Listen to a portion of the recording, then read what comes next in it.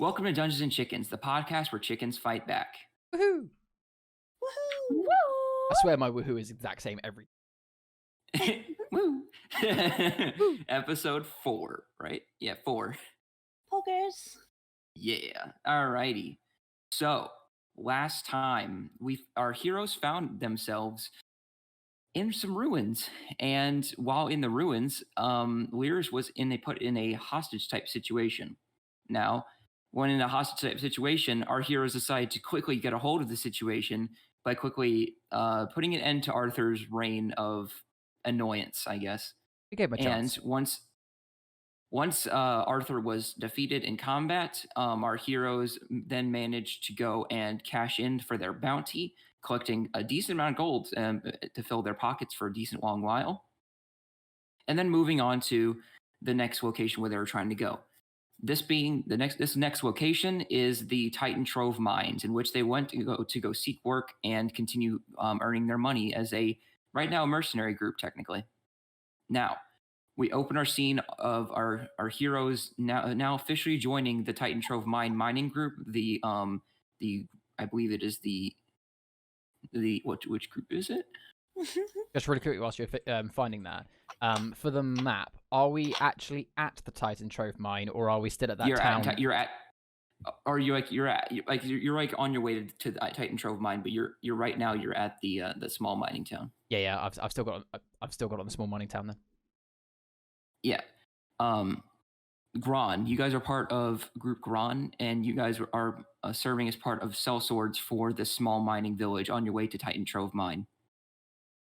So, we open our scene on is a fresh morning, and you guys immediately hear the sound of a horn being played. And this is kind of a blaring horn, and immediately right after this horn is being blared, you guys can hear workers shifting around the camp and equipment being readied. You can assume, all three of you, that this is how each worker wakes up to work for each day. So, with this fresh morning, is there anything you guys would like to do first thing? I forget, where did we get ready? Didn't we stay in like the bunks? Yeah, you guys are in a tent, and you guys are staying in bunks currently. Gotcha. I'm gonna have to double check something because I just realized I might have forgotten something to do with Paladin. I'll let someone else go first, but I've got an idea of what I'll do. Give me a second. All right. So, is there anything you guys would like to do in the morning initially, just to kind of freshen up, get ready to do anything? What time is it? Right now, it's just sunrise. So you guys went to bed. Yeah. So you guys, it's like getting close to 5. It's like 5 a.m. Maybe like just past it. I, Delilah, and Saul will be leaving the tent because sunrise is not a thing that Delilah is very familiar with. She has not seen a lot of things, and a sunrise is one of them. So she's going to go out, find a high spot or somewhere where she can see the horizon, and she's just going to basically sit and admire it. All right, easy enough. Lears, did you want to do something? You mentioned something. Yeah, so I'm just a really bad paladin and forget what I have to do. But no, so I'm gonna wake up and start my morning by making my bed and just generally tidying up the place where I was staying, because a little bit military in that kind of aspect. And I'm going to kind of go take down on my. Is there a nice window that I can perch by? Nope, it is basically a cloth tent. So if you want to go do something like that, you have to go outside.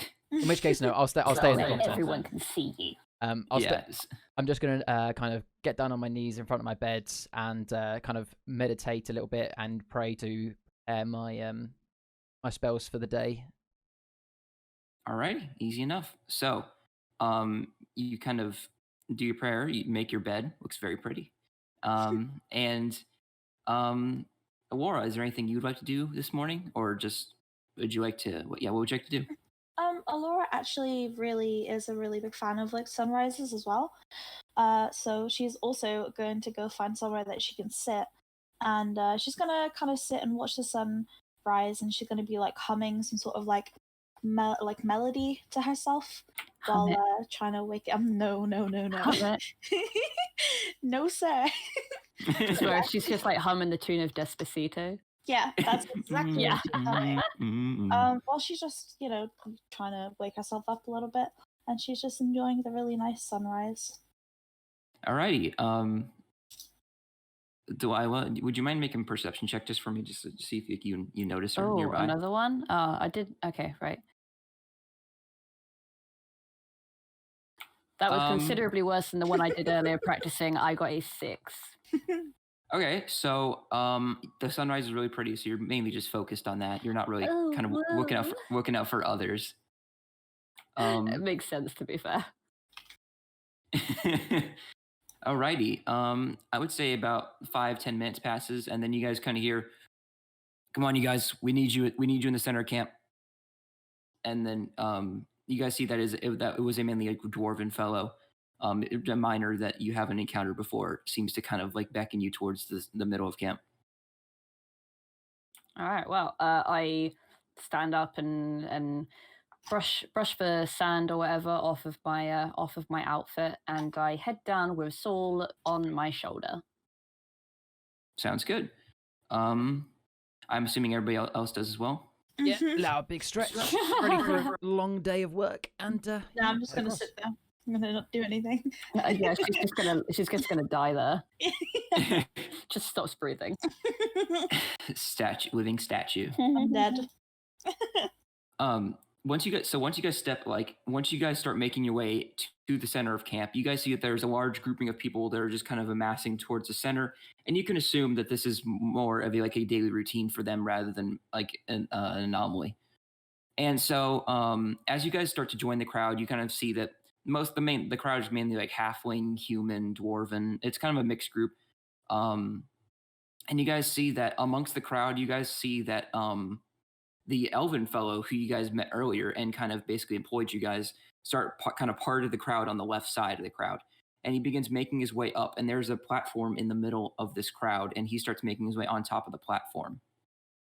And once he starts speaking, his voice kind of echoes as if he's kind of trying to give a speech. "Settle down, everybody. You're going to be earning your pay today. We are sending our largest mining group out today, Braun, and our largest sellsword group, Gron, will be continuing their excavation duties today. We'll be running Formation O today for maximum protection for the miners so that they dig so that the sellswords can protect them. With that being said, get into your groups and continue to your jobs. It is currently 5 a.m. and you will be recalled at 5 p.m. That is all for right now. Good luck and do your jobs." With that being said, you guys see that everybody kind of starts beginning to gathering into groups. People with mining, what we can tell is like mining helmets, start gathering with other people with mining helmets, and amongst the shuffle, you kind of see occasionally there are some people like with hiders and steel armor and with some sort of blades at their sides, and you can assume that these are the cell swords that they required or that they have employed as well, along with you guys. So at this point, as everybody begins to scatter and go into their groups, what would you guys like to do? I'm going to approach. Do we ever, like? I'm sorry for not writing it down. If you did, did we ever get the name for the elf? Dwarf. You did not. You didn't get the name for the elf or the dwarf, I don't think. Okay. I'm going to go up to elf, the guy that hired us. So this is quite a well-run camp you got here. I really do. What's the word? Admire it. So where would you like us this morning? Have you already got assignments for us?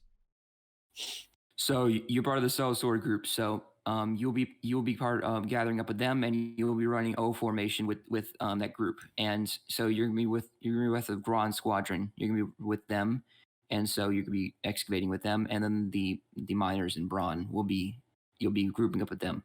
And pardon my naivety, but what is the O formation? I want to make sure I'm getting this right. Your mining group will brief you on that. I have some other business to attend to. Would that be all? Unless there's some essential information that you need. Oh, that's all. Thank you. We'll head over to them. Very well. With that, I kind of turn around, beckon to the other two, and start heading towards the sellsword group. Anything else you guys like to do? Nah. Don't like talking to people. So Delilah's just like, this is all very new. This is all very frightening. I'm just going to let everybody else. The adults do the talking. The adults are talking, okay? Anyway, so at this point in the day, you guys start to make your way over to the group. Like once as you guys start to pass and you guys see the Brawn group and they begin to like grab their pickaxes and start to kind of get ready. As you guys kind of pass, you can maybe see that that's mainly like a dwarven and halfling group. And from what you can tell before, this lines up for the information you saw like in the crowd. These are people that maybe had the hard hats, and these are the people that you guys are going to be trying to protect while they're mining to make sure there's no issues at all. Go ahead. I was just my character was just gonna say this is the most dwarves I've ever seen in one area before. I've only seen the occasional one in Farados, and that's about it. Yeah. So, Delilah, you in particular are fascinated by the dwarves as well. Just wanted to throw it out there. Yes, I am. That sounds a bit kinky. Well, we're about the same height-ish, so Yeah. it's not every day I see somebody who is fully grown with a massive fucking beard, probably, and yet still be my size. Yeah. So at this point, you guys start making your way, and you are a part of Grand Group, and you guys see that they're people are kind of sharpening their sword with white stones. They're kind of just like people like they're kind of like readying themselves, polishing their armor, stuff like that, kind of just making sure that everything will go off without a hitch whenever you guys enter the mines. If there is anything you guys would like to do during this time, let me know. This includes anything else you guys would like to do. Is there describe this kind of group of sellswords if you can, like how many, what sort of types? Is there anyone that's kind of leader-esque? Sure thing. So when you look at the group, I would say there's about 20 people. These are all like it's a mix. This one's more varied. There are actually some elves in this. You see one elven character with some like mage robes. What you can tell, they seem to be a bit more experienced with the arcane. That's why they don't really seem to be sharpening any sort of weapon. From what you can tell, this elven figure also seems to be the group of these creatures or of these people, and that everybody else seems to be kind of just at the same level you guys are. There isn't really much of a hierarchy here. It's mainly just, but you can tell this. If anybody's the leader, it's this elven figure. You can tell. Right. Well, in which case, after scanning the crowd and figuring it out for myself, apparently, I'm going to kind of wander up to this elven guy. Now, I will mention that I can speak Elvish. So what I'm about to say, imagine it is in Elvish, because I'm sorry for those on the podcast, but I cannot actually speak Elvish in real life. I'd love to be able to. Not real fan, fake fan. But no, fake D&D player. In Elvish, I'm going to kind of approach the guy. Good morning, sir. You seem like a man who's seen quite a lot of battle. Is this your first time in the sellswords, or have you been here for a while? I'm looking to get a bit of information about what's on our path. He kind of looks towards you, and he kind of seems open with his intent as well. And he's kind of surprised you speak Elvish, honestly, especially by your appearance. But he looks at you, and he's kind of like, he says back in Elvish, he says essentially, it's just another mining expedition. Essentially, we are being sent out for just to continue our mining expeditions, and in order to create a breach down below, and that once we create the breach, there will be other nations that will send soldiers in, and we're supposed to clear out the monsters. So we're just one step of the problem, we're one step of the process. And so I'm appointed leader of this specific group. It is nice to meet you. And he kind of outstretches a hand. I outstretch my hand to shake it. My name's Lyris. I'm from down south, here with a couple of friends that I've made along the way. I call them friends. I haven't heard them call me yet, but it's okay. Someone's got to be the first to lay out their hand. What's your name, sir? My name is Siren, and it's like SYRN. Siren. Lovely to meet you. Very nice name, sir. So, have you been on one of these mining trips before? Have you seen much action? I mean, there's quite a lot of us here for protection today. What are they sort of expecting? Honestly, at this point, and it could be anything, the deeper we dig, the more monsters we encounter. We've lost a lot of soldiers, especially a lot of sellswords at this point. and we need a lot more hands helping, and we're glad you guys are here to help. So at this point, it's a pretty dangerous job, but at this point, we need all the help we can get. That's understandable. Well, hopefully we can help you. Let me introduce you to some of my like I said, I call them friends, but they might not say that, so I apologize. And I kind of turn around and in English beckon over. Delilah, Laura, come meet Siren. Oh, we're going with Laura now, are we? What? You went abbreviated the Delilah, name of it. Laura. I said Elora. I might You just said say Laura, it. yeah. You just kind of you combined our names, but not with Deloria this time. Deloria. So you guys noticed that Charlie kind of was like, "Hey, come over here." So what would you guys like to do? I'm going to look at Alora and like raise my eyebrow at her to say like, are we doing this?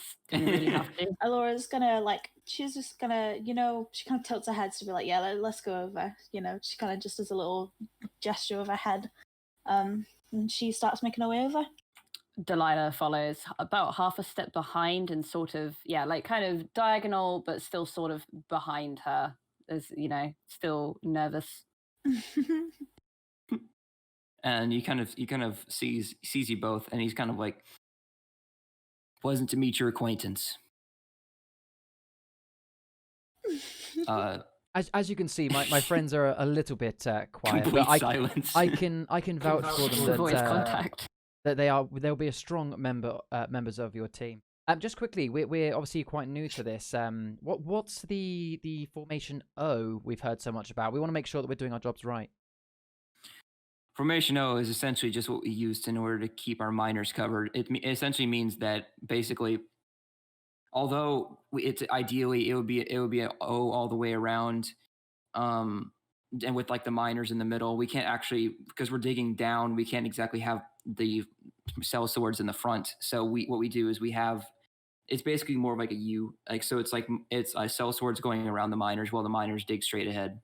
I see. So we're just basically going to be making a wall of soldiers around the miner. Essentially, yes. And whatever you're assigned, you're supposed to keep diligent watch, and that's basically what you do. Because, and I would, especially now that we're digging deeper and deeper, it will become more of an issue the further we go down, from what we can tell, at least. Sounds good. And my last question for you, sir, and I promise I'll let you get on with your preparations. How far is this the mine we're going to, and how's our transport there? We have got a cart and horse if we need to travel. Sorry, can you say that one more time? What's your question? Basically, how far away is this mine, and how are we traveling there? We have got a horse and cart if you would like us to use that, or are we going to be walking? If so, how long is it going to take? He kind of points, and it's like 5 feet from you.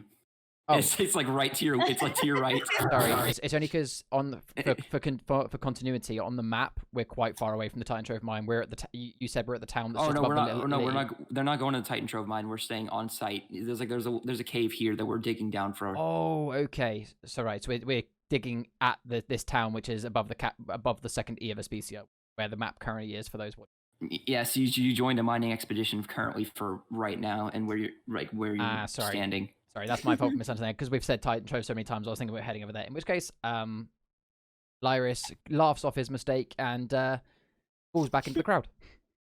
He kind of just like. Laura rolls her eyes.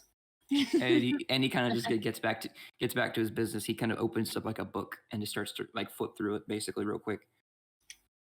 So, with that being said, you guys notice that if there's anything you guys would like to prep while you're here, go ahead and just let me know during this time as well. So what I'm gonna do is have I got on me that I can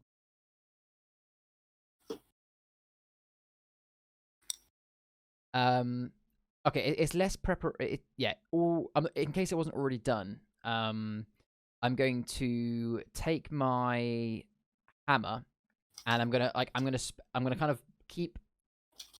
How do I do this best? I haven't got a cloak. That's the issue.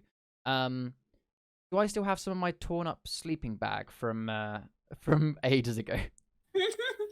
I mean, it'd be on your cart, so you might have to go back and get that. Okay. But it would be on your cart, yeah. all I was going to say is, actually, let me double check my description. Sorry for the inconsistency here, folks. I should have really thought about this before I started talking. Also, 1 second. All right. Bless you. Just making sure. Oh, okay. Just checking something. So that just to confirm, yeah, I thought I'd wrote it this way. My hammer, which has the Legion's logo on it, is only on one side. So I'm going to take extra care to make sure the hammer is resting against my leg, so that side is against my leg. Obviously, with what's happened recently, I don't want to draw attention of my heritage. Okay, so once you do that, it's fairly hidden. It would be difficult to analyze it without being pretty close to you. Cool. Otherwise, I'm ready. All right. And as you guys actually start to get ready, you see a walking up a dwarven fellow with kind of like arms outstretched a bit, kind of like as like a welcoming kind of thing. And he as like to indicate sort of a greeting, and he says, "Can I go straight up to him and hello, hug him? friends." Can if he's walking towards me with his arms open, can I just go straight up and hug him? Do you want to do actually, that? No. I'm not gonna hug him. If he's coming towards me like with his arms out, he's like doing okay. So he's like outstretched, so it's like hello friends kind of thing. Okay, I'm gonna as he comes closer like that, I'm gonna not with both hands, but with one hand, I'm gonna like properly high five one of the hands. A big smile on my face. Oh, So no. so he kind of you go and he says hello friends. And then you slap his hand and he's like ooh, I like you. He says seems like we met each other again. And you recognize this dwarven fellow as be the one that introduced you to camp and like redirected you to the head, like the leader of this mining system. And so he kind of was like, nice to meet you again. Nice to know I'll be in good hands. You guys seem pretty well equipped. And he kind of looks at all three of you. In good hands? Have you been assigned to us? Essentially, yes. You'll be in my group. Lovely to meet you. What's your name, sir? My name is Rovrug. Nice to meet you. How are you spelling that? Gets out notepad. RUVRUG. Rovrug. My name's Rovrug. Nice to meet you. That's so cute. I love Rovrug. And he Oh, whoa, I love Wug. Oh, whoa. I just suddenly get like I suddenly have like a lisp and I have a speech impediment that only lasts for this campaign, for this one session where all of my R's are W's. Oh, no. Drybones is like, I started the wrong campaign. The Owo campaign. I hope you guys mind into laugh. I really hope you do. But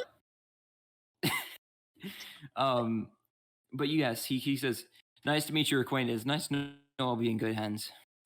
And you kind of like hear a sneer in this, and it's like and you kind of see Rovrug kind of like looks over, and you kind of see a female dwarf, like with like red hair. It seems to be partly braided. She seems to be wearing some sort of like metal armor as well, like partly metal armor. Mix. It's like a hide and metal mix. She manages to she has like herself a mining helmet on, so you can tell that she is in the Brawn group. And so, and he kind of turns his head, and you can see that she's kind of like laying up against the like the mouth of the cave, like kind of like if you look at a cave, she's like leaning up on like the left wall basically of the cave. Kind of like she's like as she's not really getting prepped. But she kind of like walked over with Rovrug over to you guys. Rovrug. And then Rovrug, fuck you guys. I hate you. Sorry, I had to. I'm sorry. Struggling with everything. Like, goddamn, this guy was going to be a main character. Now I've got to fucking kill him off just to shut you guys up. Rovrug gets hit by an asteroid at the end. Oh, no. Oh, no. Whatever will we do? Well, I will say your name all the time to remember you. Anyway. But Rovrug kind of says, he kind of looks over, he says, goodness, Raffrol, try being friendly for once. They're here to protect us, And he says, and then she kind of looks at him back. She's kind of like rolls her eyes and kind of looks back at him. Lest you forget, brother, we're here to work, not make friends. And I prefer for my brother not to get backstabbed over jabbering too much to strangers. Oh, And Robert says, "Why don't you go and prep our equipment? I can handle myself. And when you finish that, what you can wonder why it was just us two alone for many years, not making friends." And she Aw. kind of just says, "Fine." And she kind of just like walks away towards the rest of the mining group. Don't be so hard on her. And I say that as I kind of like tap Rubberug's back. Family aren't always around for so long. Don't be so harsh to her. I'm sure she meant no harm. Oh, she didn't. She was just looking out for my safety. I'm the only family she has left. Don't worry, Rubberug. We've already. I can tell my group are quite smitten with you. I'm sure that we'll keep you safe. What was your sister's name, by the way? Gets out notepad. All right, it gets that notepad. All right, so her name is Rafrola. So Rafrola. Rolla. can you repeat that, please? Rafrola is her name. Rafrola. He's gonna keep out all the riff-raffola. I try and make names. This is what I get in return. I'm sorry, that was on me. Delilah's like muttering under her breath, like, "Wow, imagine having siblings who fucking care about you. Couldn't be me." Imagine having siblings that are alive. Oh well. Couldn't be me. Couldn't be me. But no, she's like, don't mind her. She's just my twin sister. So, and we've been looking out for each other ever since. Yeah, ever since we started joining this corporation, we've been working out for each other. How long have you been in this mining group? My parents were originally from Jorog. They made their way here once the monster outbreak began, around 25 years ago. They thought it'd make good money, so once the mining expedition began in Specia, they joined in. However, they were killed in a rock slide in the caves, and so then they went without us. And so we were too young at the time, and so they both died. So we've been fending for each other ever since. We've mainly had the same job for years. Sorry to hear. That must have been a quite tough burden to bear to look after each other. Well, it was nice having someone around. You know, we were lucky. There's a lot of people who don't get that choice or get that chance. And what's the rest of the group like around here? Are they quite friendly? A lot of these people are just people. Some of these people are convicts. Honestly, they're trying to lay low, but they're not doing a very good job at it. Their attitude kind of gives them away. Wow. If you're hiding from anywhere, this is the best place to be. I think we all know a little bit about running away, but let's hope that we can get what we need from here, and we'll get to a better place, and not death. That's not a better place. Fair enough. Nice to know I'll be in good hands. Just make sure not to kill me, and we won't have any issue. Well, just so I can make sure I protect you well enough, what sort of skill set do you have, Ruvrug? He kind of pulls out like a pickaxe. You're looking at it. Fair enough. I'm guessing you know your way around it, so I'll be seeing you in the front line, I guess. All right. I gotta get back to my group. We'll be assigned in a moment to group up, and I'll see you soon. See you soon, sir.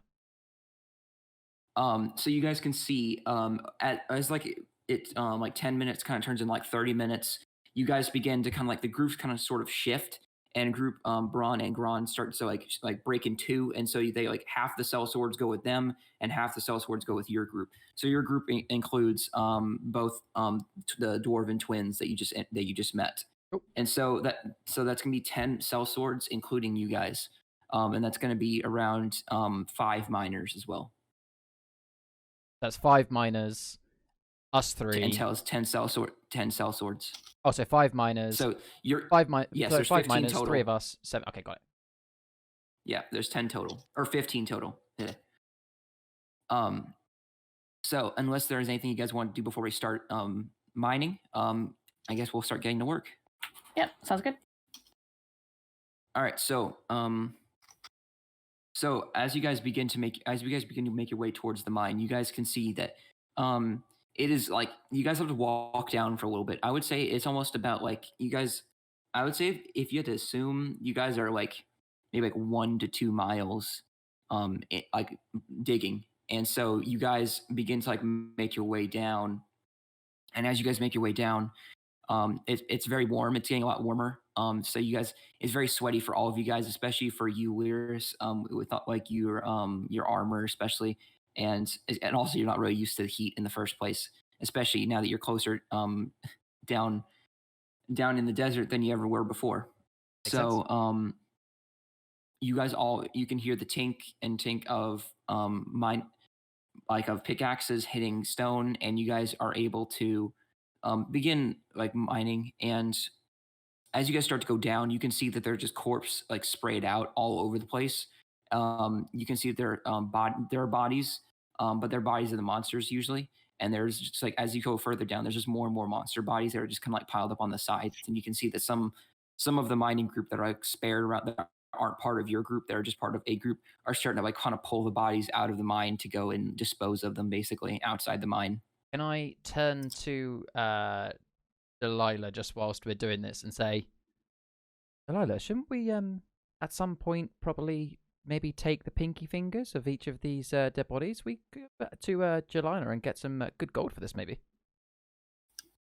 Like they're just burying them. We could. Like that. Like we were gonna get what, 2 gold per monster that we killed before. There's a lot of monsters here that are just going for waste. Just to keep in mind. Certainly something to think about. Carry on. All right. So as you guys begin to start, and like you can, everybody's kind of sweating, and it's very intense. The miners are doing a fantastic job. You guys can see that like you guys are making a decent amount of progress, going further and further down, until eventually you guys kind of hear rock shifting. You kind of hear, and that's kind of it. You can tell the rock is kind of shifting a little bit, and the rock below you starts to give way. And so I'm going to need you guys to make a dexterity saving throw to try and avoid falling. Shit. Okay. So I rolled a 15. I got a 13. That's a saving throw, right? Yes, you can see it because it says uneven dexterity save. Be yourself, Okay. Lily. I got a 17. Okay. Nice. Oh my goodness. And for the miners, Uh oh. We're getting that ones. they got 3. You got 3. Okay, so I'll try the other cell swords too. I mean, They got mine. The cell swords is even worse. They got 2. Oh Jesus! Is there anything that we can do to help them in like this tiny box of time? You can cast a spell really quickly if you Oh want. shit! Right. If you have a spell like another a good spell sorry, like maybe like Feather Fall or something like that. If you guys had something like that, bollocks. Well, that could be helpful. Yes. I don't have anything I can. No, I don't either. I have prestidigitation, and that's it. Yeah. So Prestidigitation. Sorry. and so all you guys fall, and so you guys are going to take.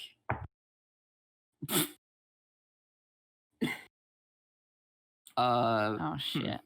That is 12 points of bludgeoning damage. Wait, Right. what, we take it or they take it? No, all of you take it. Every What single the person. fuck? Okay, it's 2d6 damage. I got 2 6s.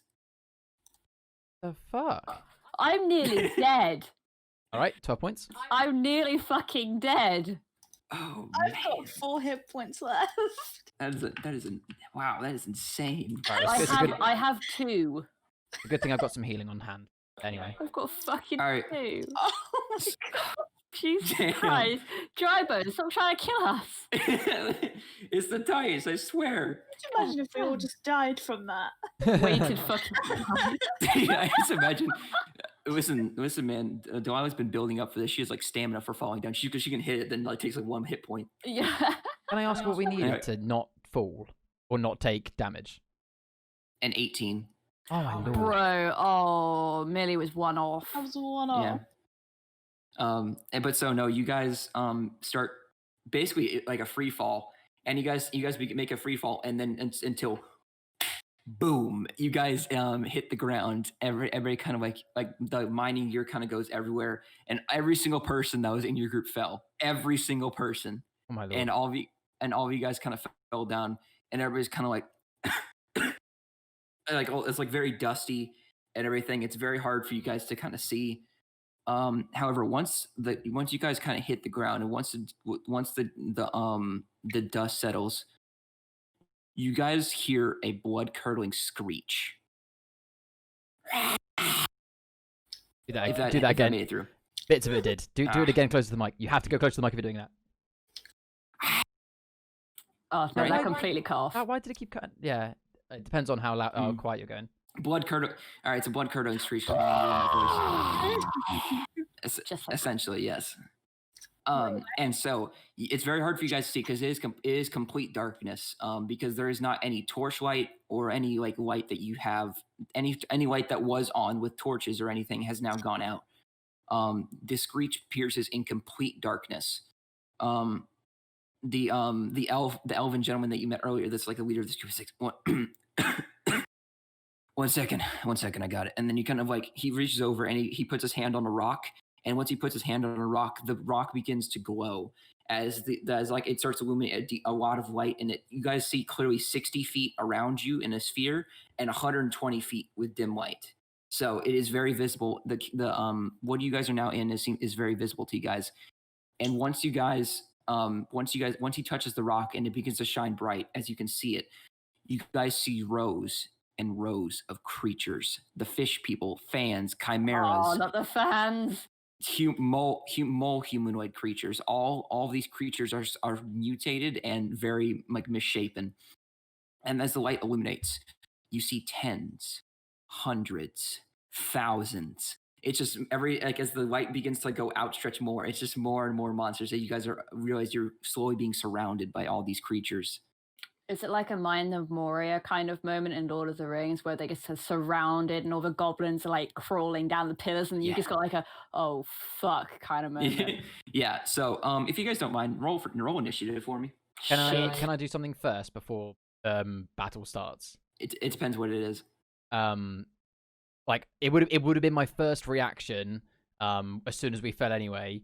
I'll tell you what I want to do first. You tell me if I have got time to do it. If not, I'll have to do it within battle. But I was going to beckon the other two close to me if they weren't next to me anyway, to heal them because I know that that hurt quite badly, and I know that those two must be more hurt. I wanted to beckon them closer so I could quickly do lay on hands on them.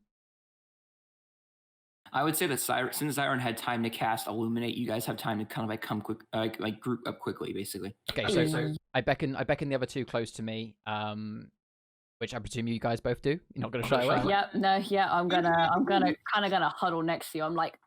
So again, I'll ask Drybones to make sure it's not a bit too meta. Can I cast Cure Wounds? I'm going to do it at the same time, if that makes sense. I'm doing it for two different people, but cast Cure Wounds twice. One for each person. Yeah, I would say there's enough time for it. Okay, so that's going to be. So you can cast. You can go ahead and heal first before we swap over. So that one is for Rhea. So you get 4 health back, Rhea. And this one is for. Actually, let's see what the rolls are. I'll give 7 to Rhea and 4 to Alora. Feels bad, man. You had That puts me at 9. And then what I'm going to do is, whilst I've got my hands on them, I'm all well. Okay, can I use lay on hands as well, or is that getting too much now? No, you can't. That's too much. Yeah, you get 2 lay on hands. It's right. I'd say I'm being, and even 2 is stretching it. But as long as these two stay close, we can do it in a bit, guys. We can do it in a bit. Yeah. Also, please let me again. Is there any way that we could do a perception check on something that I can ask for specifically? I'm getting a shake of head. No, all right. No, stop it, Charlie. Stop it. You're pushing. Nope. Don't be All naughty. right, so I'm gonna go and switch over to the battle map. See you guys in just a second. Okay, we'll tell initiative when you get back then. Oh snap! We are Alrighty, surrounded. so this is the battle map. Hell yeah. So just as a reminder of who's who. So I want to clarify a few things. So you guys, Lyris, this is you. You're blue. You're right here. Delilah, you're right here. You're purple. You're kind of like next to Lyris. And Aurora, you're right here. You're orange. Isn't she also next to me? Yes, she's like I mean, she was like over here to begin with, so you're gonna need to make a move around if she wants to get right next to you. But she wasn't right next to me because I just healed her. Here, so there. Yeah. All right. So these the D4s right here. These are and the 2 miniatures right here. Those are cell swords. So all these are cell swords and all the colors of dice that aren't yours. So these right here, the clear scarab dice, purple, green, and red are all minors. Okay. Does that make sense? I know it's a bit complicated, but No, that makes sense. Okay. So with that being said, I'm going to roll initiative for everybody. So I got to roll. Whilst you're doing that, can I also clarify again, I'm sorry for the people on the podcast, but the 2 miniatures you have there that are actually miniatures, as in not the bits of cardboard, are they other enemies or are they part of our group? They're part of your group. Are they cell swords? Those are cell swords. Okay, cool. Thanks again, Brian. Shout out to Brian. All right, so this is for cell sword. That's for... And we haven't got a roll initiative for every single one of those monsters. Nope. It's a one group. So, all right. So for initiative order, I'm going to ask you in just 1 second. I'm going to get ready for it. Whilst you're doing that, for reference of those on the audio recording right now, there is a total of 3 of us, 5 minors. I can see 5 cell swords, and I'm not sure if this is the total amount, but there is at least 20 monsters surrounding us, but as described, potentially there's a lot more. Yeah, there's a lot more. This is what I could put down on the map for now. Oh damn. All right, so 25 through 20. Bless you. Yes, that was Ria got... Oh wait, no, sorry. No, I didn't. Sorry. 20 through 15. I got 19. Okay. I think it's 15 through 10. All right. 10 through 5. Yep, me at 7 and Bunny at 6.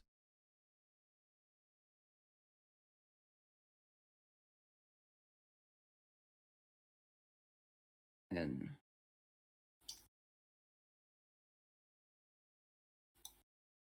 one moment, and then just for this guy.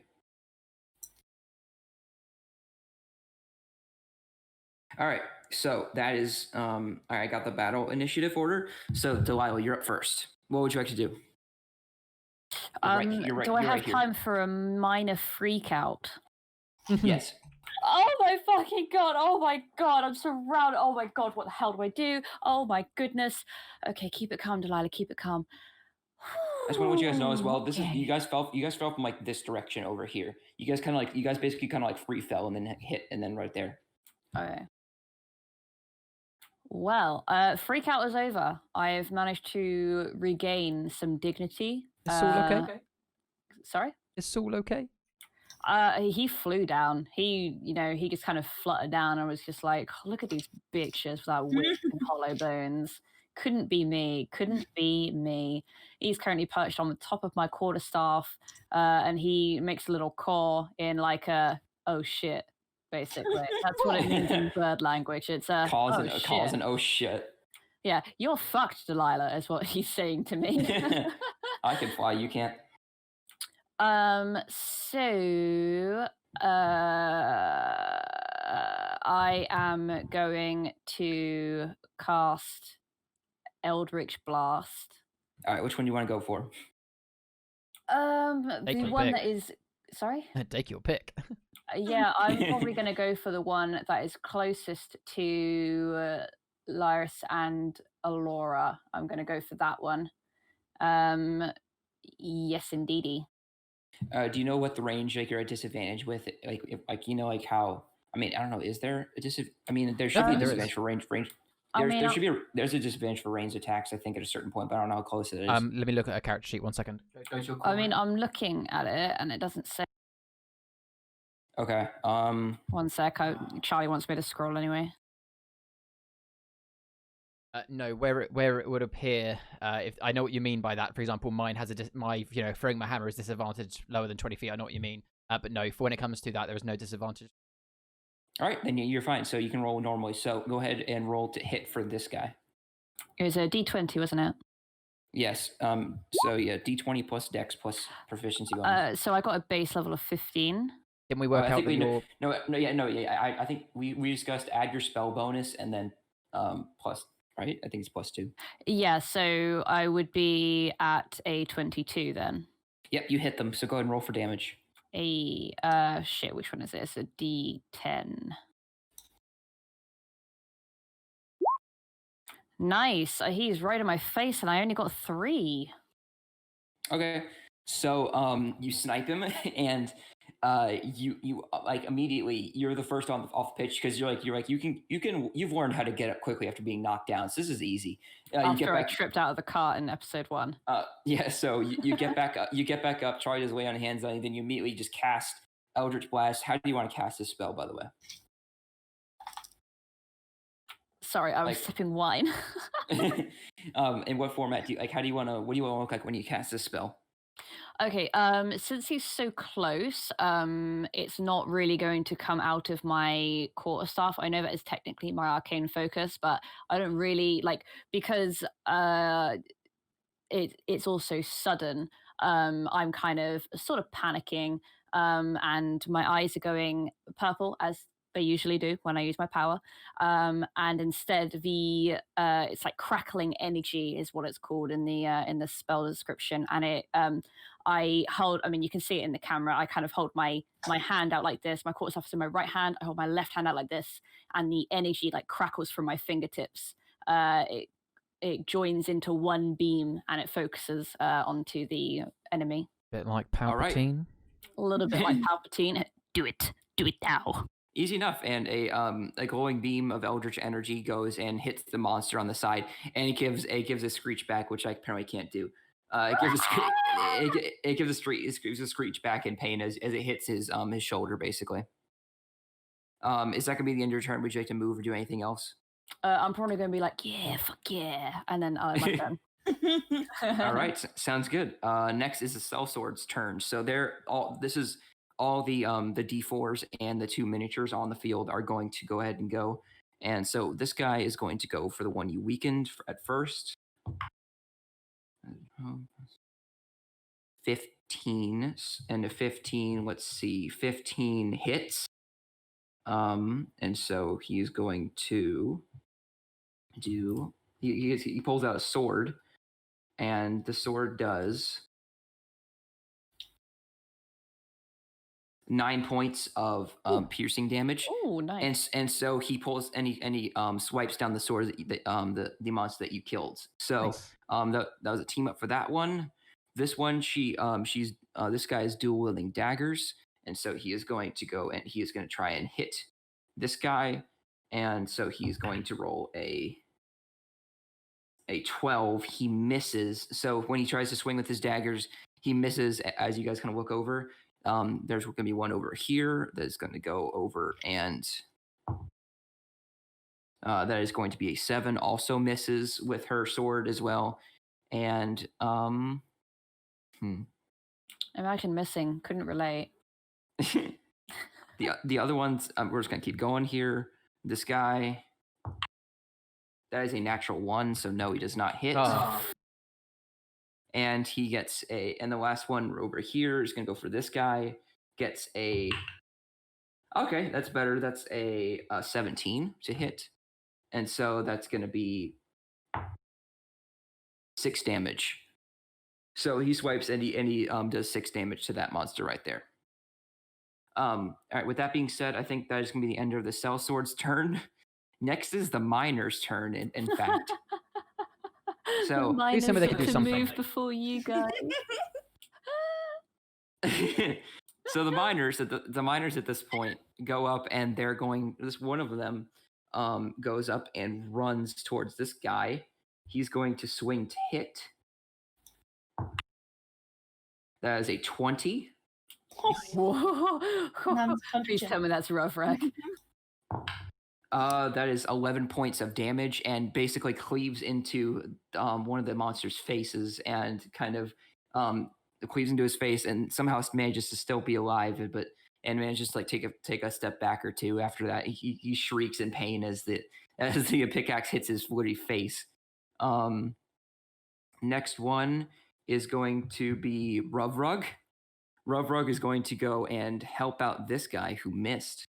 And so he is going to Oh, whoa. natural 1. Oh. So Ruvrug goes to He's dead. swing. He goes wide and misses. Rigged. Then He just doesn't want us to use Ruvrug anymore. this is Ruvrug, by the way, and this is his twin sister, Ruffrola, by the way. Ruffrola, yeah. Ruffrola was the one Yeah. that just did an amazing hit. Yeah, 11 damage. Oh, damn. All the other miners are kind of paralyzed by fear and don't do anything. Nice. Wait, so- Lyris, your turn. So did that one not die with 11 points of damage? Oh, because the previous person missed it. Nope. Damn, fair enough. No. Yeah. All right, so with the other Wait, two... no. Didn't this one already take damage? Am I being wrong? Yeah, that So one you're pointing at. Then yeah, he's dead. The one that didn't take damage was the one in front of the dagger person. This person right here. Yes, did This one did damage. I don't forgot how much damage he did to it, but yeah, it was more than like I think it was 2 or 3 damage. I think it wasn't massive, but damage. okay. Yeah. So then that monster's dead. Thank you for the shout, Yeah, Charlie. the Yeah, two yeah. cell swords at the front didn't do any damage. They missed. Yes. Yeah. All right. So now there are 2 less monsters for you guys to face. Nice. All right, So so Lyris, with your turn. the 2 girls behind me, again, please tell me if this is too much, but this should work in my paladin mind. This should work. I'm going to kind of place my hand behind me and shout to. I'm assuming it's quite loud at this point with fighting going on. Shout to Shrieking. There's shrieking going on. There's like Yeah. stabbing. There's a lot of like people getting bitten and stuff. people, yeah, general. So I stick my hand behind me and kind of shout to Delilah and Laura and say, "Take my hand." To which do you both take my hand? Yes. Yeah, I guess. Awesome, fantastic. And then put one hand on myself, therefore making contact with all 3 of us, and cast Lay on Hands. Just to clarify as well, Drub, as you mentioned earlier about me laying on hands, I didn't use Lay on Hands on them earlier. I actually used my spell, Cure Wounds, on both of them. So that's basically all my spell slots gone. I hadn't used Lay on Hands. Okay. So this is me casting Lay on Hands. I have a total of 10 points to give. I'm going to 2 to Alora, which puts her up to 10, I believe. Delilah is getting just 1 that takes her up to 10. And the remaining 8, so that's all of them now gone, I put on myself, bringing myself back up to 16. And that will be my entire turn, because that is my action. All right. All right. So you said that's the end of your turn. Do you want to move or do anything else? Actually, what I will do, the yellow dice is Alora, right? Yeah, like the orangish one. Yeah. I'm going to grab Alora by the shoulder and drag her behind me as if to do a swap. Basically, I'm going to swap positions with Alora so that I am basically in front of both of them, but still within 5 feet, in a way that yeah. So the ones that are closest to us are now, I'm between them, and I'm going to say to those 2, "Stay close, stay by my side," and then my turn. Or I just want to ask you real quick. Do you you moved anyway, but do you resist at all or anything? Do you want to just swap back with him and just shove him back? No, I think I'm gonna be Alora's gonna be, because she doesn't really get, I don't know, touched often, I guess. She's what she's gonna do is she goes, she kind of feels like it's gonna be she thinks it's one of the monsters. So she goes to quickly grab her dagger, but then she realizes that it's Lyris. And, she almost, she's going to attack him, but Almost it's stabbed not. me. Yeah, exactly. Could you imagine if he touched her shoulder and he stabbed him in the face? Stabbed him. just stabbed him in the face. Oh no! Why would the monsters kill him? The monsters killed him, guys. Plot twist. I'm the leader. The cult. But yeah, I'm okay with that. All right, sounds cool. Alora, speaking of, it's your turn. Okay. Fuck. Oh god. Can I do melee attacks on any of them? If you Or run are they up to too him, far away? Oh, if but Charlie yeah, said close. Okay. I'm gonna cast Firebolt all at right. the one that is I think it's like to the left of me. Okay, so this one. Yeah. All right, sounds good. And yeah, I'm just gonna hopefully I can hit, and hopefully I can yeah. What'd you get? Nat 20. Nat 20? Got 26. She rolled technically a 26, but it was natural. Wow. Okay. So yeah, roll damage, but whatever dice. Wow. Okay. So yeah, roll for damage, but okay. So you know how like your dice damage gets doubled, but your like that your bonus doesn't. So if it was like a 1d6 plus 2 and you got a 6 on the d6, that would be 12 damage. That's and then exactly what plus 2 is happened. 14. That's exactly what happened. So she got 14 damage. She got 6 plus 2, so yes, 14. All right. Holy shit. All right. So is that? Is that fire damage? You said? Yeah. Or is all right? So yeah, as you begin, you begin to do the fire damage, and as you do so, you launch the fire damage from your hand, and as you do, it hits him right in the chest. It creates a burning hole in his chest, and it shrieks in pain as the fire kind of digs into him, and he falls over dead with like a hole in his chest, and he probably on fire.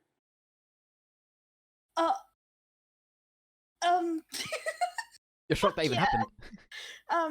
Let's go. Let's go, dude. You just look down at your hands and be like, I didn't realize I could do that.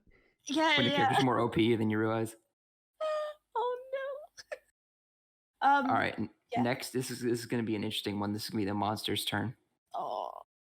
All right. So we're going to start with this one.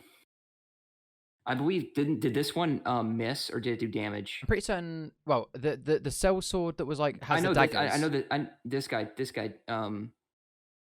I can tell you now. Rough Rug did damage. I don't know if he did. No, the guy with daggers is the one that missed. Okay. So yes, I remember he missed. All right. So he's gonna roll damage. Natural 1. He misses. So as he goes Rough Rug goes and hits him with a pickaxe in the side. He kind of gets disoriented and he tries to go to bite the guy with the daggers, but he misses. The guy with the daggers kind of dodges out of the way. Nice. Next up, we're going to go to this one next to this Woody. He gets a 9, which is plus there. All right, so that's going to be a 13. Which does not hit either. So she goes and she dodges out of the way as well. We're gonna go. One of them is gonna move over to this guy. Okay, that one's gonna hit. It's 18, and that is gonna be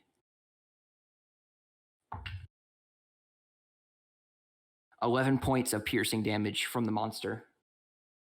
So the monster digs into the one of the characters, one of the cell swords, and does a significant amount of damage, all things considered. And once that happens, the cell sword kind of like he goes to stab, but then as he goes to stab, his arm gets severely bitten, and he's heavily bleeding out as it keeps going. Let's see. Next up is this guy. That's a natural 20. So this guy is going to get just a casual nat 20. Easy clap. I'm gonna roll like max damage as well, like you did. Oh no. You got 6 damage against him. Against this cell sword. He rolled 2 d4s. He got 1 on both d4s. So that's 2 times 2 is 4. Quick maths. And then this one is going to go over to this guy as well. Going to roll the hit, so that is an 8. Can I double check something? Yes. It's hard to see from the camera. Am I within 5 feet or less of that green guy? You're 10 feet from him. In which case, carry on, sir. Okay. Then he's going to go to this guy as well. 18, he hits.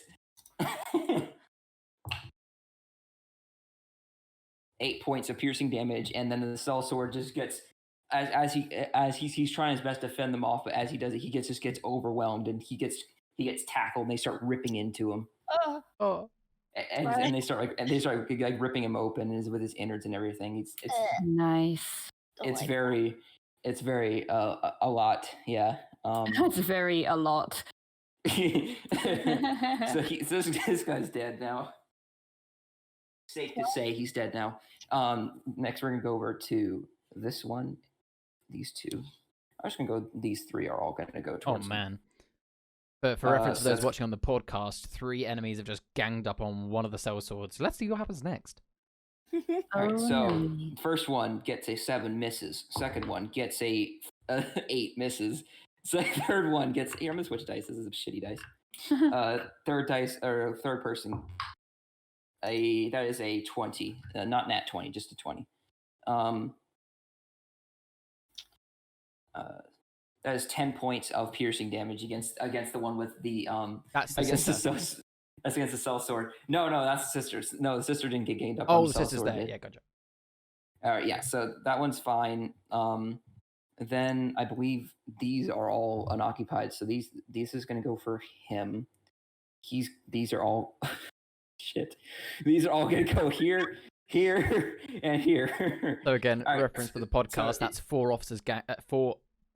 Four of the enemies going against one of the sellsword. All right, so this is going to be for this one, for one of the sellswords.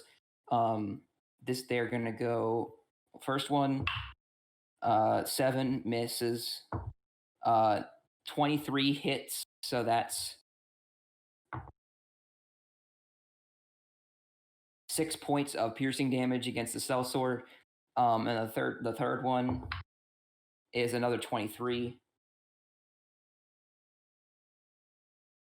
8 points of piercing damage, and as that happens, the woman who was there now gets also tackled and ripped open as well. Oh my lord! Savage.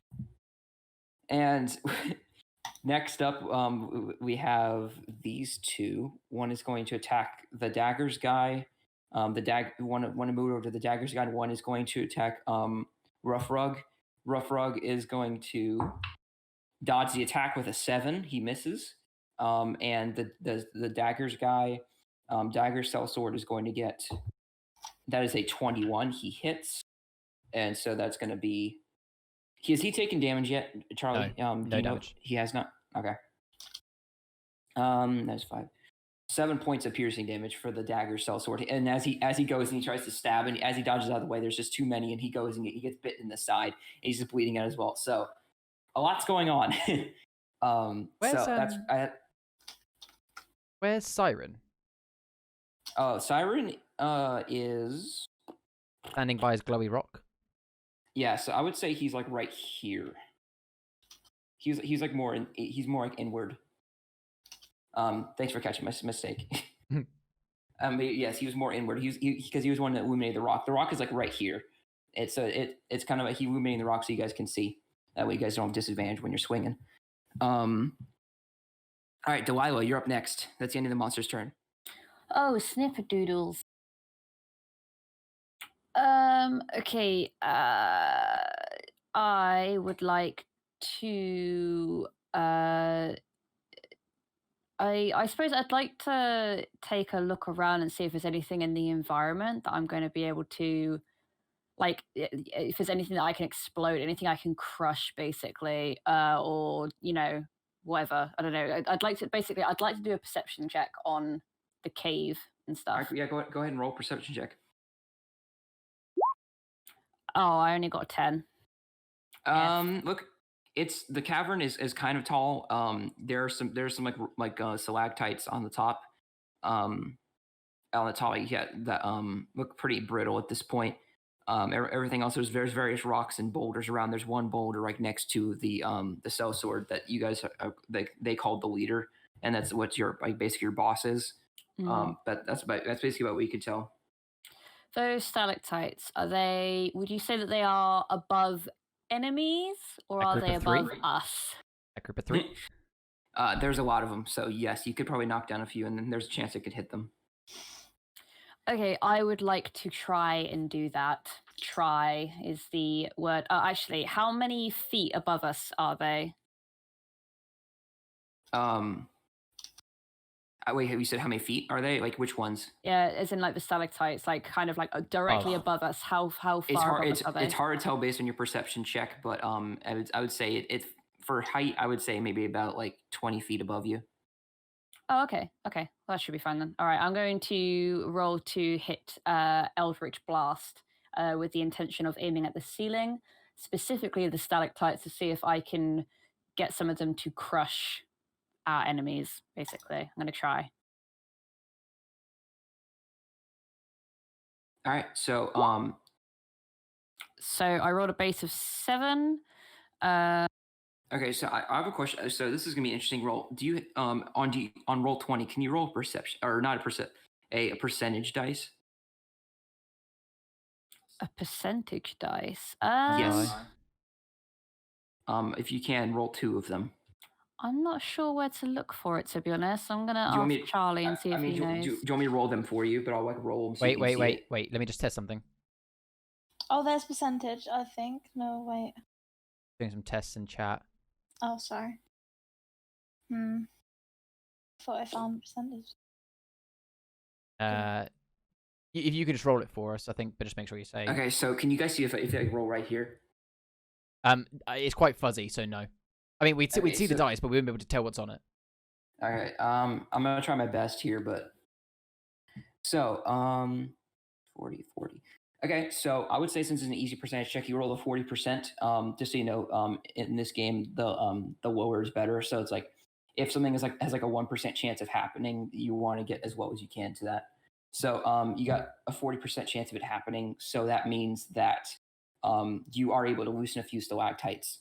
So what'd you roll for your hit again? I haven't rolled my, as in like trying to hit it, or yeah, trying to hit it, your attempt. So I rolled with everything. I got a 14. Okay, so for stalactites, that's gonna I'll say that is 2d10 damage because it's giant rock spears falling from the sky. So I would say it's a decent amount of damage. I got 2 7s, so I got 14. Yeah. So as it goes down, you loosen some stalactites, and they fall on. They fall on like one. Which one do you want? Where do you want to like loosen it? Do you like over here or over here? Like where do you want to like try and shoot from above them? I'm thinking. Well, just for people on the podcast, there's a group of 3, and there's like one single person alone, and so I'm asking if she wants to like hit the group of 3 or hit like the single person. Basically. Yeah, I'll be going for the group of 3 because there's a sellsword like right next to that one person, and I'm not concerned about the sellsword at all. Like Delilah does not give a shit about people she doesn't know. She is currently trying to protect herself and her companions. Okay, and as you do, 3 stalactites go in and pierce through all 3 of the monsters and are all wiped out. Nice. Ooh. Nice. Hey, bruv. All right, and so is there anything else you'd like to do? I'm going to say, "Hey, bruv," and then I'll end my turn. All right, for the sellsword, I have something that you guys will like, actually. So, within a 30-foot radius, this sellsword, your leader, Siren, is going to cast Aura of Vitality. What Aura of Vitality does is he's going to say a certain amount of words. He says, "Around me, brothers," and then as he says that, there seems to be a ring that sort of forms 30 feet, a ring around you guys. And so all of you guys will recover 11 hit points. That goes up to max, right? It doesn't give me temporary hit points? No, it doesn't give you temp. So everybody gets 11 hit points, including everybody that's been damaged. Nice. Oh, sweet. I'm back to full. I only needed like 4 more. Sorry, 2 more. All right. So as he does that, he's kind of like, and he kind of like he kind of looks to you guys. He's like, "Oh, I'm kind of tapped now." For the record, that was a 3rd level spell. Just want to throw it Nice. out there. Nice. So the other cell swords are going to do their turns, and so that is going to be for this guy. He's going to hit. He's going to try and get. He gets an 11. Does not hit them. He swings and misses. The one that's being surrounded by all 3. He's going to try and swing and do his best. He gets a 13. Barely misses one of them. And Daggers over here is going to do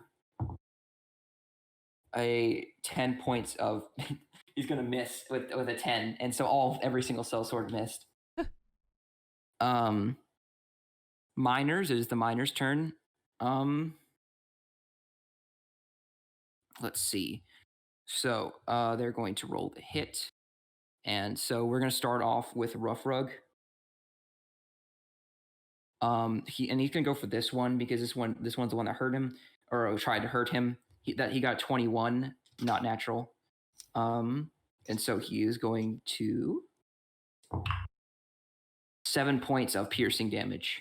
Nice. What a rough rug. With his pickaxe. And so I believe, Charlie, this guy wasn't damaged, right? Or like I don't think he was. No, he wasn't because he joined the fight after the first round of attacks. So yeah, he swings and he hits him in the stomach. The monster shrieks in pain, but is still able to attack. The other miners are going to move as a group, and they're going to move all 3. They're going to move this way, and towards all these monsters, so they can each try and get a hit on at least one of them. So the first one is going to go to hit. Natural 20. Nice. All right, and so that's going to be 16 points of piercing damage, and is able to kill this monster right here. The second miner is going to, as a 12, does not hit. And then we're going to the transparent dice. A 17. 17 hits. He's going to roll the hit. 6 points of piercing damage. And he manages to. Also, all the miners, everybody at this point, although you guys are really hired to do combat, all these miners are really just swinging with their pickaxes and just hitting all the monsters they can at this point. It's a fight for survival. It's a fight for survival, and they're all kind of like fighting with like everything they've got. Noticing this, I turn to Alora and just kind of say, I need to get me one of those axes. She slightly smiles, but she's also trying to concentrate on not dying. But she does appreciate that little joke. Lyris, your turn. All right. So I am going to charge. At this time, I had my. Did you say, what's the ground made out of? Good question. Just like various like rocks. It's like kind of like a darkish. It's kind of like the dark stone. Okay, I'm going to put my shield on my back. Take out my sword. Because I hadn't actually taken out my sword at this point. Draw my long sword. 2 hands. Charge towards the enemy that is currently closest to me, the one that's by that sellsword. And I'm going to literally go straight down, kind of like cutting between his shoulder. Well, basically cutting to his neck, kind of diagonally down. Okay. So go ahead and roll to hit. 11. Does not hit. Fuck. So as you go to swing, you swing a bit too wide, and he kind of dodges back. Does not get hit by your attack. Is there anything else you want to do in your turn? Can I move again? Yeah, if you move, you can move like around him. But if you move like this way, you're gonna have to. He gets an attack of opportunity on you. In which case, I'll stay where I am. All right, sounds good. Aurora, your turn. She's feeling quite pressured because of her nat 20 that she just got before. Just vaporize someone. Yeah. Yeah, she's kind of feeling the pressure right now. I'm not gonna lie. She's a little bit nervous. I guess guess I could probably use the monster that's like just in front there. Okay. I'm probably gonna try and maybe hit that with Firebolt. All right, let's go. No, I have got an 11. Nope, does not hit. So you shoot, and I mean, you probably hit. There's so many in here that you probably hit someone else in the room, but not anybody with like that you can tell. Sorry, guys. Actually, roll damage because you do hit somebody, but you hit someone in the back. 10. Wow. Okay. So yes, you go and you actually vaporize one of the ones behind them. Okay. So you miss, but you miss, but you killed one of the ones in the background. Well, at least it's something, hey? Next is the monster's turn. So with that being said, we're going to have some of them. I did. Wait, what? No. Stay away. Oh. There are Let me just you slam guys, another one down when I say that. you guys forget there's thousands in here, so you Yeah. guys are gonna be like you guys are fighting for your lives basically. God damn it! I've been here for ages. Can we just fight a Balrog and just leave? Next 10 episodes. Yeah. Clearing this thing out. Just so you know, these guys don't get turns this time. So they don't get turns because they just came in. So one of them is going to try and strike at Lyris. Good luck. That's a 9. He misses. Miss. so he goes to bite, but you actually quickly pull out your shield and you manage to block it. His teeth kind of like buried on your shield. It's kind of scratched a little bit, but it's pretty tough steel, so nothing happens. Shoot, the sellsword here is about to get ganged. All right, so the sellsword, there's a sellsword that has 3 people on him. Each one of these monsters are going to attack the sellsword. That's a 23. Sorry. 8 points of piercing damage. So this one of the sellswords also gets tackled and ripped open. One of them are so the other 2 are going to move over to. Was he not healed from? Sorry, I please do interrupt if I've got my wires crossed. But was he not healed? But since his last hit by Siren. I mean, he was. He got attacked. So then it was Siren's turn, and he healed. But but he's still got. He's going to go through 2 more attacks. Oh yeah, of course. He's probably still going to die. I just made him die twice, basically. Yes. He got another 23. So let me just try and. Yeah, 6 plus 8, so it's like 16 points of damage. He's dead. Oh, I just made him die twice. He gets ripped open, but you reduce the number of attacks that the sister's gonna have to take. True. So this one's gonna move over to you or them, her. Another 23. 7 points of piercing damage to her, and so while she's like swinging and like removing the pickaxe out of like the skull of one of the creatures, another one comes and bites her in the side. She's like, "Oh, fuck!" Like right as she like removes her pickaxe as well. All right, so all 3 of these are going to go attack. There's another 3 next. The ones next to Rough Rug and the sellsword are going to attack. Both of them. 2 are going to attack the sellsword. One's going to attack Rough Rug. That is a 11 for the sellsword, so they miss. That is a natural 1 for one of the monsters that they miss, and one of them is going to go for Rough Rug, and Rough Rug is going to. That is 12 points. Or he's gonna 12 to hit. He misses, and so all 3 of the monsters near Rough Rug and the sellsword miss. Nice. Next are the ones next to the miners. There are 3 of them. The miners that went out swinging after being scared, each one of them are going to go roll the hit. A 23. 5 points of piercing damage to one of the miners. Second one is going to roll a 15. That hits. So he's gonna against the same miner. 6 points of piercing damage. So Charlie, he got 5. Did he get 5 last time? I can't remember. Let's go. Yeah. So one of the miners managed to, although brave, dies. Went out swinging, and the next one with one last attack is going to roll 15, and is going to do 9 points of piercing damage against one of the miners. But manages to he's still standing. All right, that is the end of the monster's turn. Delilah, is your turn. Well, the guys I just killed were immediately replaced with 3 more guys. So this is good fun. This is good.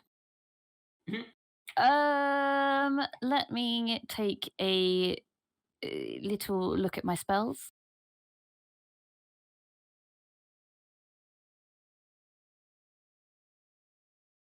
The only spell that I can use is the usual Eldritch Blast. Everything else is reaction stuff or not relevant. So I will be trying to cast Eldritch Blast on the guy that is closest to me and Alora, who's like directly behind in front of me. Okay. Like of the brand new people. Yeah, so like right here? Yeah, so the one that's closest to me. All right, so what are you going to do with this guy? That bitch. Yeah, so I'm going to use Eldritch Blast on them again, and I'm going to try and hit them. I don't need to do a percentage, do I? No, because what are you trying to do, stalactite again? No, I'm just, I mean, Then I no. assume that those stalactites are gone now, so Yeah, I'm just going to try and go for them. Okay. Base of 9, so I got 16. Yep, you hit, so roll damage. Oh, I got 4. Oh, God. All right, so you managed, it wasn't every hit point counts, so you managed to blast him, and then you hit one of them in the chest, and he kind of shrieks out in pain and knows he's going to try and go for you next. Is that going to be in your turn? You can move without him getting an attack of opportunity, by the way. There's 5 feet in between you guys, so you can actually move out of the way if you want. If I move out of the way, how far am I going to be away from Lyris or Lyris? God, I don't know how to say his name. Lyris. Like 20 feet. Okay. I won't move because really I need to stay within 5 feet of him. Okay. So yeah, I'll just stay where I am. Okay, sounds good. Is that gonna be so? That's gonna be in your turn. Yes. Okay. And as the sellsword, you see that the everybody's really tired. Siren is like, you guys. I just want to let you guys know, you guys have killed a lot of monsters. And so you guys like are covered like in blood and everything. Like you guys yourselves are bleeding. You got like the purple blood from the monsters as well on you. It's just a lot. And suddenly you guys. Stop! Wait, Drybones. Sorry. Siren repeat the last sentence. Wait. And then you mate, you need to repeat the last sentence. Your internet dropped. We heard nothing. Okay, so Siren suddenly kind of calls out and says, "Wait, do you feel that?" And then you feel like the boom, boom, boom, and like it's as if like kind of like something is like hitting something. And then as you guys feel like it's like it's a strong like impact or whatever. You guys suddenly kind of basically the ground below you kind of gives way, and you guys every single person slides. And so you guys kind of like become part of like a rock slide essentially, and you guys all managed to fall. However, this time it was kind of more of a slope, so you guys don't take fall damage, but you guys go, and the floor below you gives way, and you guys kind of slide down. All the monsters, however, stop attacking you. All of them, they all kind of like stop attacking you, and they kind of look. They all start looking forward. Wait, so, are they sliding as well? Yeah, they all slid with you guys. It was like a giant, like it was literally like a giant slide, and you guys all like kind of like you guys all like fell down basically, and so second, you guys can see like you guys can see this right over here. Yeah. We can. I don't think camera can though. Wait, so point at it again. Sorry. No, let me make the camera bigger. Because what I do, Drybones, and chat can note yeah. What I viewers. the viewers. That's who's watching this. What I normally do is I don't actually have the entire camera of what you can see on your iPad on Roll20. I zoom it in so that rather than being loads of blank space, they see a bigger version of the board. But I will make it a bit bigger now. 1 second.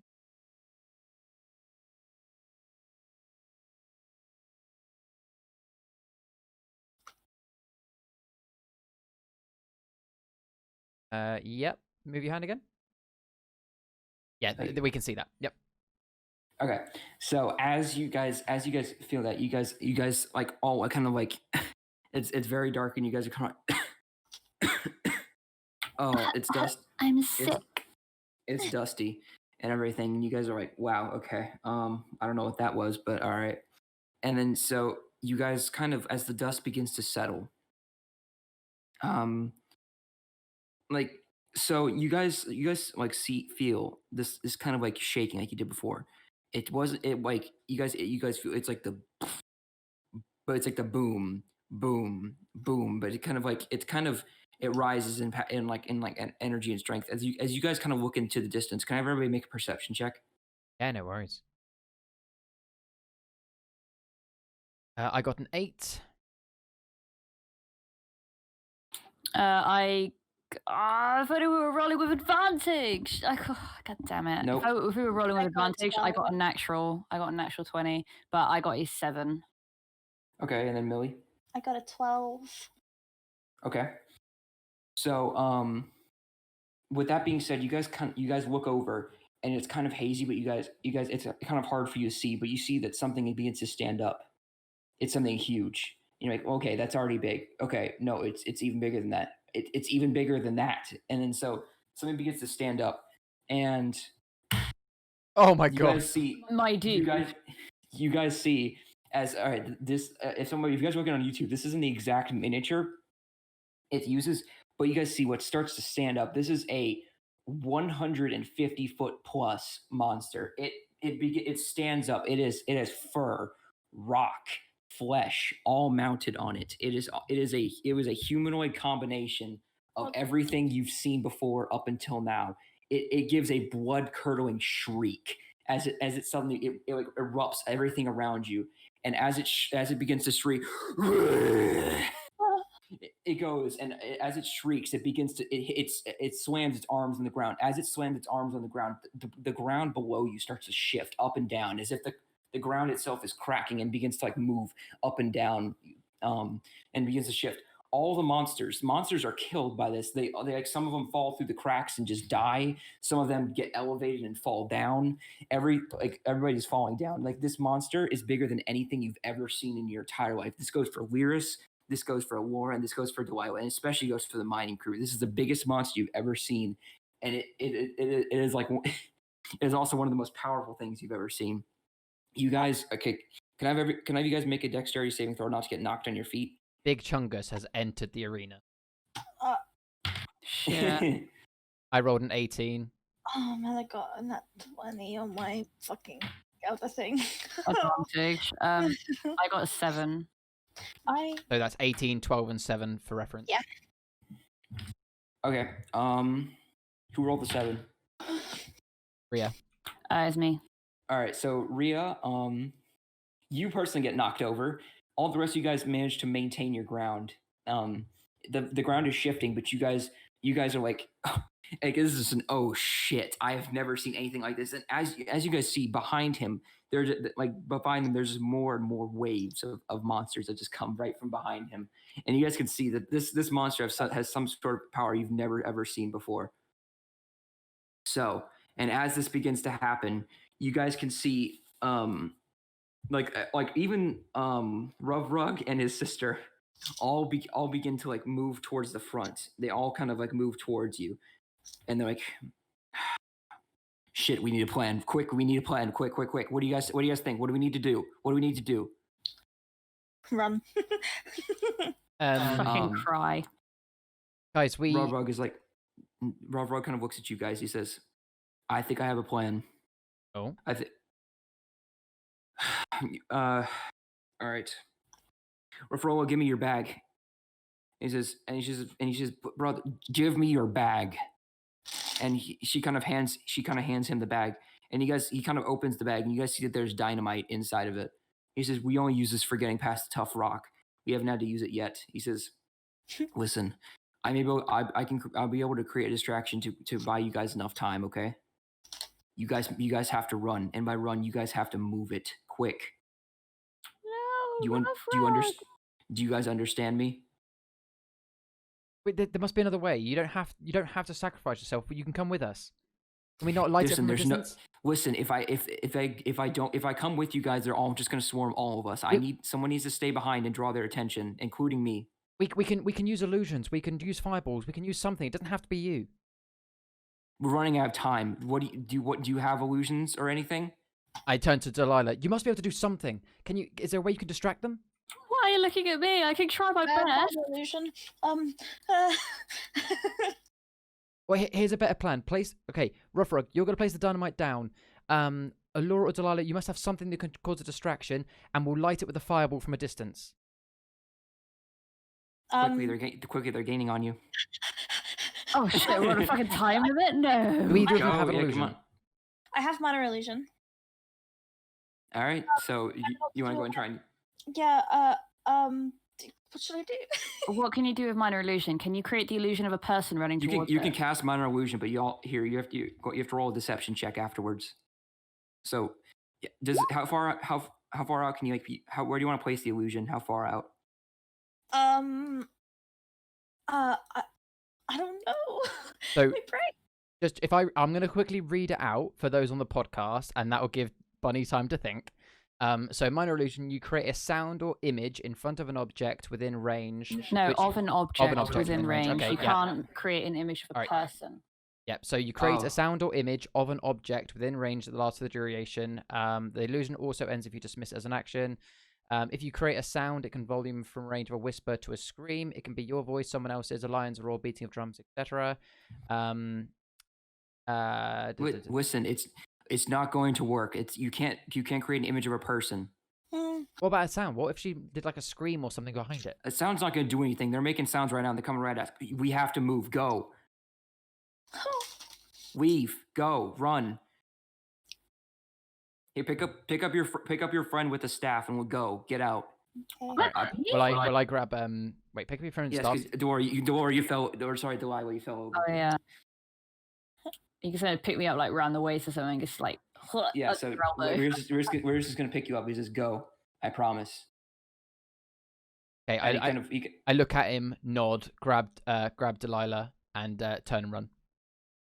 Raphael he kind of turns to Raphael. He says, I'll see you again. I promise. And she says, don't do this. He says, Lyris, take my sister now.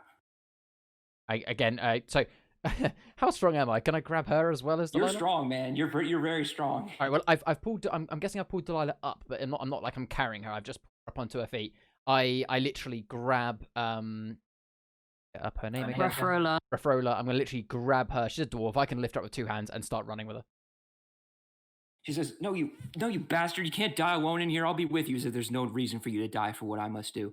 He says, don't do this. He says, listen. I will always be there for you, always. All right, let's get out. Run. And as you guys go, you guys begin to see the monsters get closer. And he says, and you guys begin to run. I need all of you guys to make a dexterity check, not saving throw. Check. 15.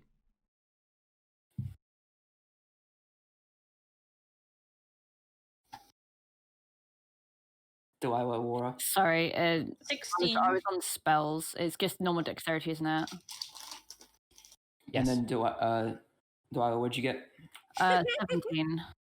Yeah, so you guys 15, 16, 17. You guys all pass the check, so you guys go and you guys all flee. And as you guys look back, you guys see that you guys begin to see Roughrug begins to like kind of stand back, and you see the monsters just like as you guys start to move away.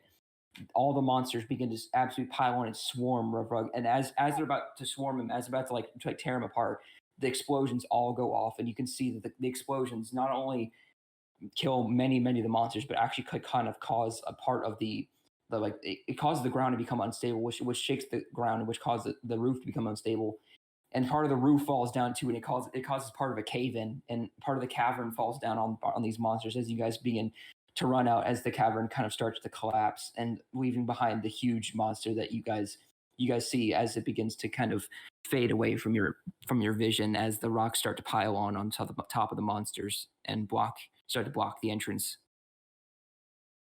Making your way back up, You guys managed to make your way. You guys managed to make your way back up to the mouth of the mine. So you guys still have a decent way to walk, a decent like bit to walk, because you guys are now part of like the 2 mile walk to the surface again. But you guys are out of the two caverns you guys fell into. Right. Okay. So just to clarify, because I didn't realize before, so where we were on, like where we fell first, and then it kind of slid down again. Did that So, almost yeah, make so like you a ramp guys- back up to the first place? Yeah, so you guys like it ramped up. Now you guys now I think you guys have to go, and you guys have to find how to get your way up, because you guys free fell. So you guys have to try and get back up. Okay. So we are. I'm trying. So I'm Yeah, so confused. you're- I'm trying to figure out exactly where we are. So we fell once. We then had a Yes. landslide down to another layer, Yes. but we've been able to walk up that first layer. So are we now on the same level where we were fighting before, with a hole above our heads? Yes. Okay. So now you guys have to escape. Don't suppose anybody has a rope I do actually. or a ladder. Actually, yeah. Oh, nice. There we go. Easy clap. Um. Or everybody around you kind of looks panicked and like, what are we supposed to do? How do we get out of here? Can anybody like fly or do anything? Fly? Okay, your bird, Delilah, your bird, is he well trained? Can he listen to you? He basically does whatever he likes. Why are you asking? I mean, can we not send him out and fly to get help? I mean, I appreciate he can't talk English, but surely if he went out and started cawing at them like crazy, he might be able to make them understand there's distress signal. I can attach a message to his leg. I have parchment and I have ink. Let me write a letter. I'll need some light to do it though. Actually, wait, is the rock still illuminated? In this room, yeah, but it's Wait. no, it fell into the last room. You said no, it's pretty dark in here, so you guys need some light of some sort. I'll cast a firebolt in my hand and hold it over you. Okay, so you have dim light to write a message. Okay, I take out one roll of parchment, and I ink a message saying, "Send help to." I don't know where we are actually. To send help to the mine, fallen down hole. Bring dead. lots of rope. Bring a ladder. Something like that. That is very funny. Yeah, and I attach it to Saul's leg, and I just kind of have to nod at him. Saul sort of understands. He's a very clever bird. So yeah, he flies out, flap flap. Okay, so Saul manages kind of like pick up what you're putting down, and he takes the message and he goes to deliver it. And after some deliberation, you guys see that people start lowering some ropes down to you guys. It took about 20 minutes, but you guys, after taking some ropes, they managed to go and kind of like lower some ropes for you guys to pick you guys back up. I have 0 upper body strength, so it's very fun for me to climb up that rope. Yeah, so if everybody doesn't mind rolling a strength check real quick, just see how well you do. Shit. Wow. 6. I only got a 7, and that was with a +3. I got a 4. Oh my god. We're so weak. We're tired. Okay? Yeah, you guys are exhausted. You guys killed a lot of monsters, so you guys managed to make your way up to the ropes. Delilah, you're having a fun time. Everybody else manages to kind of struggle their way up there. But after Also, managing to, sorry, I Go just wanted to. I just wanted to address also for the podcast as well that Charlie has rolled 2 advantage natural 20s in a row. But as in, if it was an advantage check. Yeah, that's you why had- I said if you had it was an advantage. advantage. Yeah, that's why I said that. That's crazy. yeah. Sorry, you can If- go if ahead. I just only. wanted to highlight that for the podcast.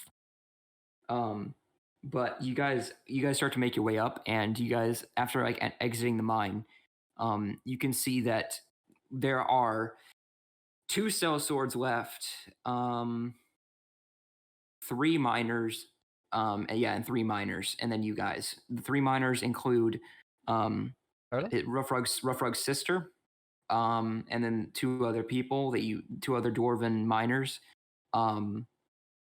Yeah, and then 3 cell swords technically, and then you guys. The third one is the captain. The captain, after you guys escape, he says, I've never seen anything like that in my entire life. And hopefully you won't have to again. Listen, we must gather the troop. We must do something. I'm only a man that can gather. All we've been doing is exploring the caverns. Well, we don't need to explore anymore. We need an army. I mean, why don't we just Listen. blow up that entire mine now? Stop them from coming up. We will. He says, and as you guys kind of go make your way up, and he just listen, and he kind of goes towards someone else like that's working for him. He says, tell every single person in the mining crew to come back up right now. He says, yes, sir. We'll recall them. At this point in the day, it's about like 2 o'clock, 2 p.m. And he says, listen, we have to go gather an army. There's something we need to do something about that. We need to. I mean, we need to do something about that, you know. Inconvenience. Listen, the only army we need all the armies to take on that thing. Listen, what do you? I'm only a mining corporation owner. What do you think we should do? I mean, I think we should place as much TNT in front of the cave as we can and blow it up. I mean, clearly, this is their entrance in, and can we not just bury them? Yeah, he says, all right, men, you heard the man. Go down, cause chaos, come back up. Don't cave yourselves in. If you do cave yourselves in, we're not coming back for you. All right, so I need your help. So here, actually, let's switch off of Battle Cam real quick. I must admit, I find it really, really funny that we made the joke at the very start. Oh, Rough Rug, we made a joke of his name, and we're like, oh, Drybone's clearly going to kill him off now. Oh. Oh. Like, no, Drybones, how did you not laugh when we made that joke? Alive. I was like, I don't know. I was just kind of like, interesting. more than anything. Oh, well, Rough Rug is dead. So, essentially, Siren looks to you guys and he says, "Listen, I need you guys to do a task for me. I know, you guys are my employee. I just employed you guys yesterday, but I need your assistance. You're the only ones that I think I can do this properly because you firsthand experience what we've all experienced. I need you guys to go out because you guys probably know the land the best at this point, rather than working here as an employee. So, what do you need? Do you think you could? We need to go, and we need you guys to gather an army. Particularly, we need you guys to go, and we need you guys to go and gather armies in throughout wherever you guys are able. Really, we'll get as many as we can. Here, I think if you're able to go and you're able to go recruit, I know Foderos in particular has some garrison that's been counteracting the men for a while. I know, yes, I know, but I don't know what that thing is, but I don't know when it's coming back. But it's there and it's still there, and we need your help, regardless if you want to or not. I have an idea of how I can of how I might be able to get some more soldiers. But yes, in short, I'm sure we can try and pass the message on and raise an army for you. What's your plan? Bring them back here? We need them bring them back here, and we'll send some to the Titan Trove mine. We know in the Titan Trove mine they made a lot of progress, especially with their excavations. And we need some men there in the Titan. We need some men here and in the Titan Trove mine to go and hunt down these monsters. In particular, we need to get, because that thing, there's a reason those monsters uprose, and it's because of that thing. I think it's my theory, at least. Wait, you're telling me there's another mine that that is currently open that could have monsters like this coming out of it? Yes. Okay, leave this with us. We have a few places we need to go. I must admit, before we came here, our original plan was to head east to get a ship. Do you know if there's any ports or anything to the east where we can get a ship quickly, or is our quickest path back to Farados the way we came? On the way to the Titan Trove mine, there's a village. There's a village near the sea. You might be able to, for some coin, pay for a voyage to wherever you need to go. I know Foderos is particularly hard to get into by boat, so you might have to improvise there. But I know that if you make your way down to if you make your way to the Phaelgon, or if you hitch a ride to Valyrian by going under the bridge, that you can make your way over there. I know Valyrian has a decent amount of trade routes there. Okay, leave this with us. We'll take a rest, and first light we'll head out to the east, and we'll do our best. Keep safe in the meantime, and just honestly, please keep your men out of those caves. If needs be, seal them off in the meantime. We'll do. We'll take every precaution. All right. Be safe, and may the gods be with you. And you.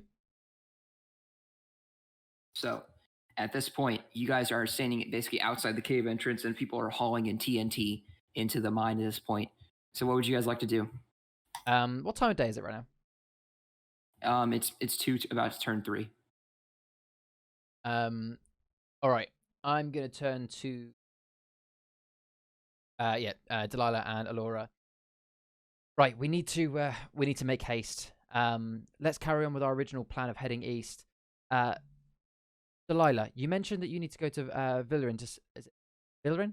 Valyrian? How to say Valyrian. Valyrian. You said you needed to go there. Has this? Did you say violin? No, I didn't say violin. I said Valyrian. I wasn't No, sure. I thought someone said violin, and I was like, what? No, I said Valyrian. You said you needed to go there to speak to someone. I mean, we need to know, because we're on the clock here. Who do you need to go see, and is there any way that we can recruit some people over there, or is it just errand running?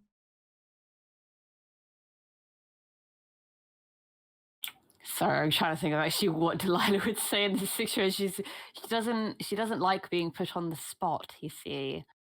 So she kind of freezes for a moment, looks around. Are there many people around us right now? I mean, well, to be fair, actually, Delilah's just going to say, not here.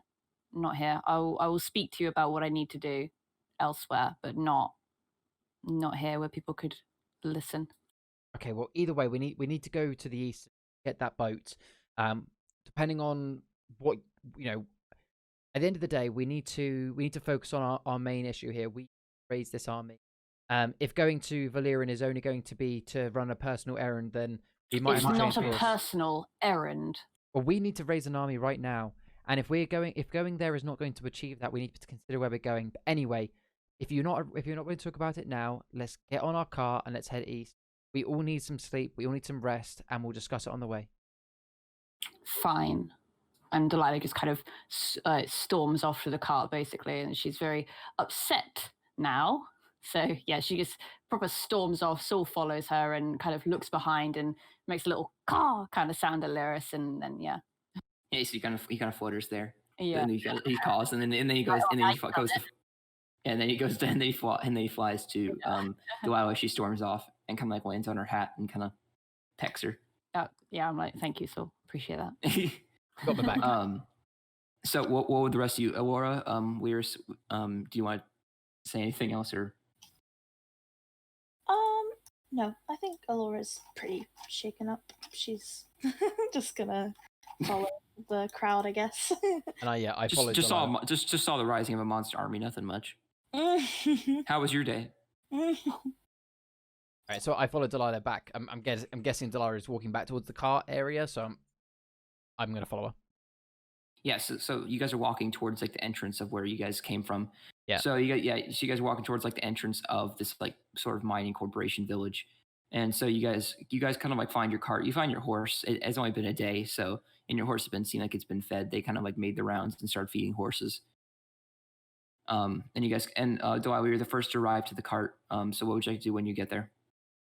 I sit on it sulkily. I sit in the back as well, so that it means I don't have to sit up front with Lyris, because I know that if I'm driving, he's likely to be lookout, or if I'm lookout, he's likely to be driving. So I sit in the back and already know that I don't want to talk to him right now. Yeah, so you sit there and you kind of sulk a little bit. Lyris or Aurora, you're the first one. You're the second one to get there. So you arrive next. So when you're at the cart, what would you like to like? Would you like to be lookout or driver? I kind of look to Laura and notice she's a little tired and worn out, and I kind of make a joke and be like, "Well, I guess I'm driving again," and but not in a sarcastic way, in a way of like lightheartedly trying to lighten the mood a little bit. Kind of pat the horse and be like, "Right, you ready for another round, bud?" And sit up and grab the reins. So that being said, or where do you want to sit? And if you're lookout, you might have to roll a perception check for me. Come sit with me. I was gonna actually go sit in the back with Lila. Well. No, hear me out. Taking sides. Because I feel like Alora kind of has this soft spot for Delilah because she's kind of seen, she kind of feels bad. She's not mad at Lyris because Lyris is upset Delilah, but she's kind of, she's a bit empathetic towards Delilah being upset, and because she has a little bit of a soft spot for her, and she can tell that Delilah's kind of new to the world, I guess. She's gonna kind of sit like opposite her, but she's not gonna like engage. She's just gonna, kind of be there, but at the same time, not with Lyris. All right, yeah. So, do you say are you gonna sit like next to her or opposite to her? Opposite her. Okay, sounds good. All right, so Lyris taking the reins off of taking the reins off of like how you put a horse on there before, you kind of take it off and then you kind of throw it back so you can basically go and drive the cart essentially. So Good. so are you guys gonna make your way immediately and just start going now? Yeah, I think so. I'm gonna turn around and encourage the other two and say, look, I appreciate it's mid-afternoon, but try and get as much rest as you can, and take over when you can. Let's see if we can all get a decent rest, get to the port. Okay. So that being said, you guys will be able to reach that village. Let's see. In relation to you guys, I would say you guys would be able to get there in 2 hours if you guys keep a constant pace. So if you guys go at a normal pace, you guys can get there in about 2 hours. Okay. Yeah. Well, yeah. All right. So easy enough. So you're gonna start off driving first. Since you're like the only one that's like lookout first, you want to go ahead and roll a Perception? a perception check with 7. disadvantage. With disadvantage because you're driving. So you're disadvantage. You're kind. Yeah, so 7. So yeah, it's a 7 still. Yeah, just making sure. So it's hard to do both at the same time, but you kind of keep your eyes on the road and occasionally you like look around on the horizon. But you're more focused on driving and not hitting a tree or like hitting a cactus or something like that. All right. So so a short rest is 1 hour, and the destination is about 2 hours away. So one person will be able to get. So like you guys. So the short rest is gonna be interesting to do. So Weirs, how long do you want to drive for before you ask to switch off? If it's I'm not gonna lie, I was expecting that journey. 'Cause for reference, I have changed it on the recording. Those watching on YouTube can see top left the road that we're traveling along between the two towns. I'm not gonna lie, I thought that was gonna take longer than 2 hours, so I thought I was gonna be doing like hours stint and then swapping. So as it's only 2 hours, I do the entire thing. Okay, so ladies in the back, do you want to take a short rest? Yeah, please. Okay, yeah, might as well, I guess. All right, so you're gonna have to spend some of your hit dice so go ahead and roll those to see what you regain for your short rest. I think they're both on max health, to be honest, mate. Yeah, I am on max health. Neither of them took hits after they got healed. Yeah, so yeah, if you guys can just honestly just like take a nap in the back, you like not even regain health, just sleep. How many spell slots do they get back from a short rest? When you take a short rest, you get like there are certain spells that you can regain from a short rest. It's on a spell by spell basis. I didn't lose any spell slots or anything. I literally only used cantrips, so. Yeah, me too. Oh, maybe I should have been the one resting then. Yeah, that's what I was thinking, to be honest. Well, no one else wanted to drive, but yeah. Yeah, because I was in the mood. I was sulking. So after you guys come like wake up after an hour, Aurora and Delilah, do you want to do anything else in the back? And Delilah, kids. wow. No. Delilah is going to. Oh, she's character development. Oh no. Oh no. Oh no. She's going to talk to me about feeling. Oh no, wait, I thought you meant my character development. I was like, oh shit. No, don't worry. I'm not I wouldn't prompt any of that yet, unless you wanted me to. So no, Delilah's gonna open up a smidge. Just a smidge. I know, right? So Where's this driving? All I know is driving. All I know is driving. So she's going to be speaking in a volume that's high and that's loud enough for Lyris to actually be able to hear. Okay, I was gonna actually ask him if you wanted to listen in or not, but yeah, go ahead. So go ahead. No, it's gonna be loud enough for him to hear, and it's sort of going to be, I suppose, a kind of a monologue, a smidge. And that, oh no, if it's a monologue, that means it's only me. Oh fuck! Oh no! Oh no! For reference, anything that I hear, I don't react to, considering that I can tell that that obviously she's a little bit upset with me. Like, I presume that the chat she's having isn't directly with me, so I am listening, but I don't react at all. I just carry on driving. I mean, it's sort of like talking aloud, basically, to anybody who will listen. And I have Saul kind of on my quarterstaff, which I'm holding next to me, and I'm kind of like stroking his feathers, basically, in a very kind of affectionate way. Oh god, actually getting into the speech is the worst bit. It's a little bit it's harder than I thought it would be. I don't know why. Yeah, right. I know, right? I actually feel like I'm gearing up for like an exam or something. What the fuck? Yeah. Yeah, so she's stroking Saul's feathers, and she says, "It's my sister. I'm going to go see my sister in Valyrian. My family is the definition of dysfunctional, I would say. Childhood, what's that? Wouldn't know her. Parents weren't exactly loving. All my siblings were favorites, especially my sister, but she was the only one who actually gave a shit about what happened. And she left without me. I'm going to try and find her. And I know that she's in Valyrian. I know she is. And she's the only person who I care about right now. And I have to find her because maybe there's a slim chance that she could help me figure out what the fuck is going on with our family and with what's going on with me right now and my power. She's the only one who could possibly understand. So that's why I need to go to Valyrian. And there is not anything in this world that will stop me from going there. So it would be good if you guys stuck around, I guess, because I think maybe you are redeeming humanity in my eyes a little bit. So yeah. Anyway, nap time. All I say is I keep my eyes front. Like I don't like turn around, don't kind of even acknowledge really that I was listening to any of it, but I just simply say, Valyrian it is.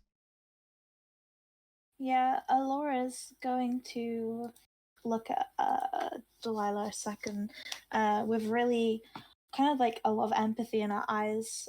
She can kind of almost relate to the whole family situation in a way.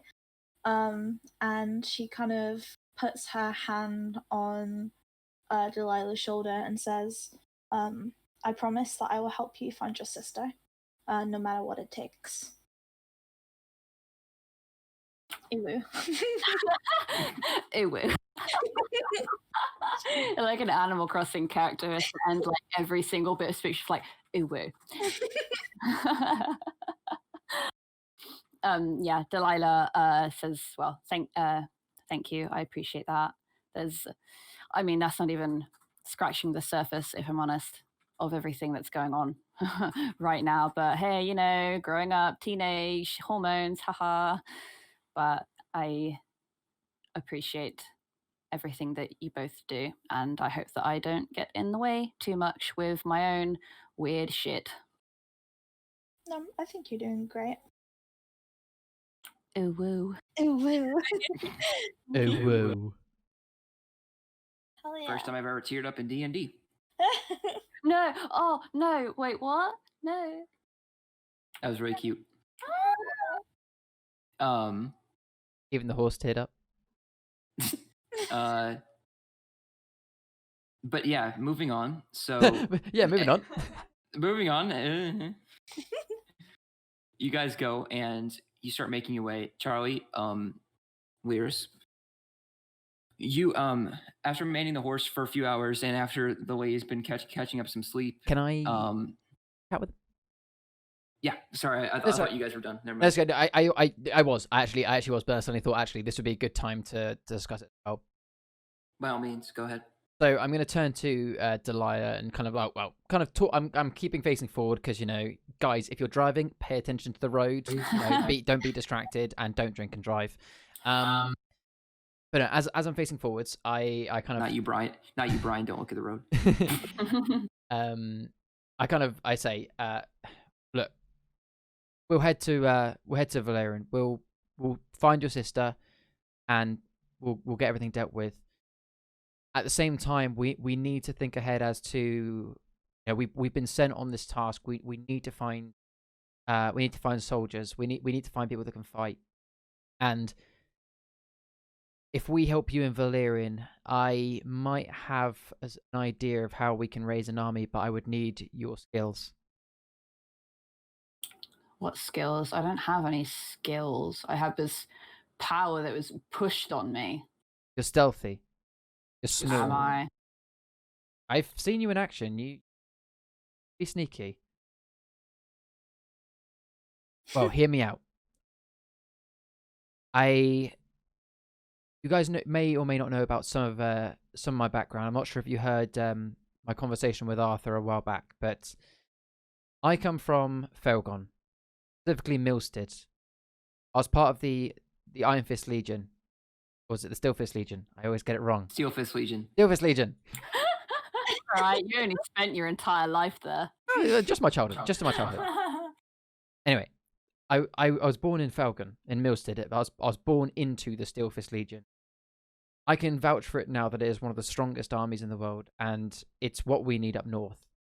However, the army is led by a tyrannous leader who, I can tell you now, will not join us.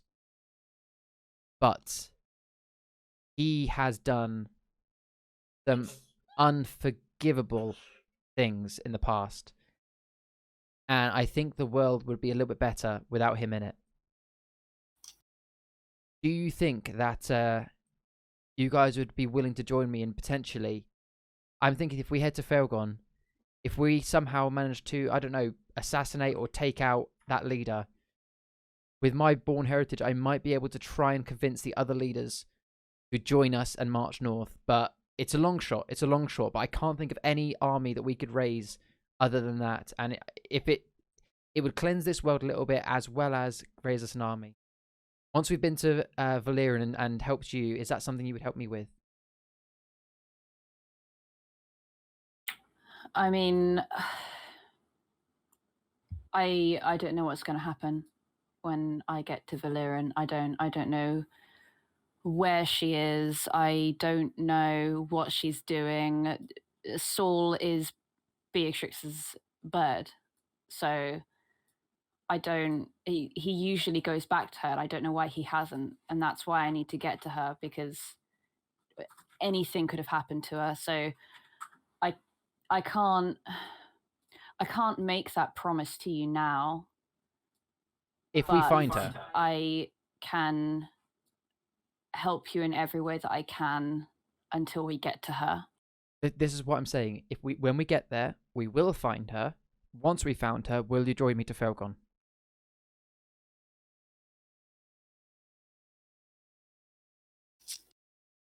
You have my word that we will not leave Villa, however you say it, I've never been there.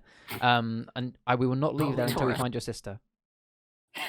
But what if I want to go with my sister, wherever she's gone, whatever she's doing? What if I want to be with her? We'll convince her to come with us. We'll tell her what we saw up north. We'll tell her what we saw in Aspecia. She'll have to come with us. She'll understand. Anyone would. You don't know her. And I didn't know you, but yet here you are with me. He's got a point. Shut up. He do be speaking facts, though. Can I do persuasion on Rhea? I was gonna say. Oh shit, nat 1. No, he did it again. He got a nat 1 and he got a nat 20. Oh man, the double. At the same time, he did it fucking the polar again. opposites. Just ignore that. Wow. Anyway, I will finish by saying, look, we've got a long route ahead of us. We've got to go to Velarin first and find your sister, but it's an idea. I must admit, I haven't thought forward about how exactly we would do it. Milstead is a fortress. Breaking in there without being caught and killing the leader is not going to be easy, but if we need to raise an army, that's one hell of a way to get one. So we can discuss it on the way. Fine. Laura, what about you? Have you got any armies you can muster? Mustard? Myself. Awesome, that'll do. Oh, no, that's true. He is an army.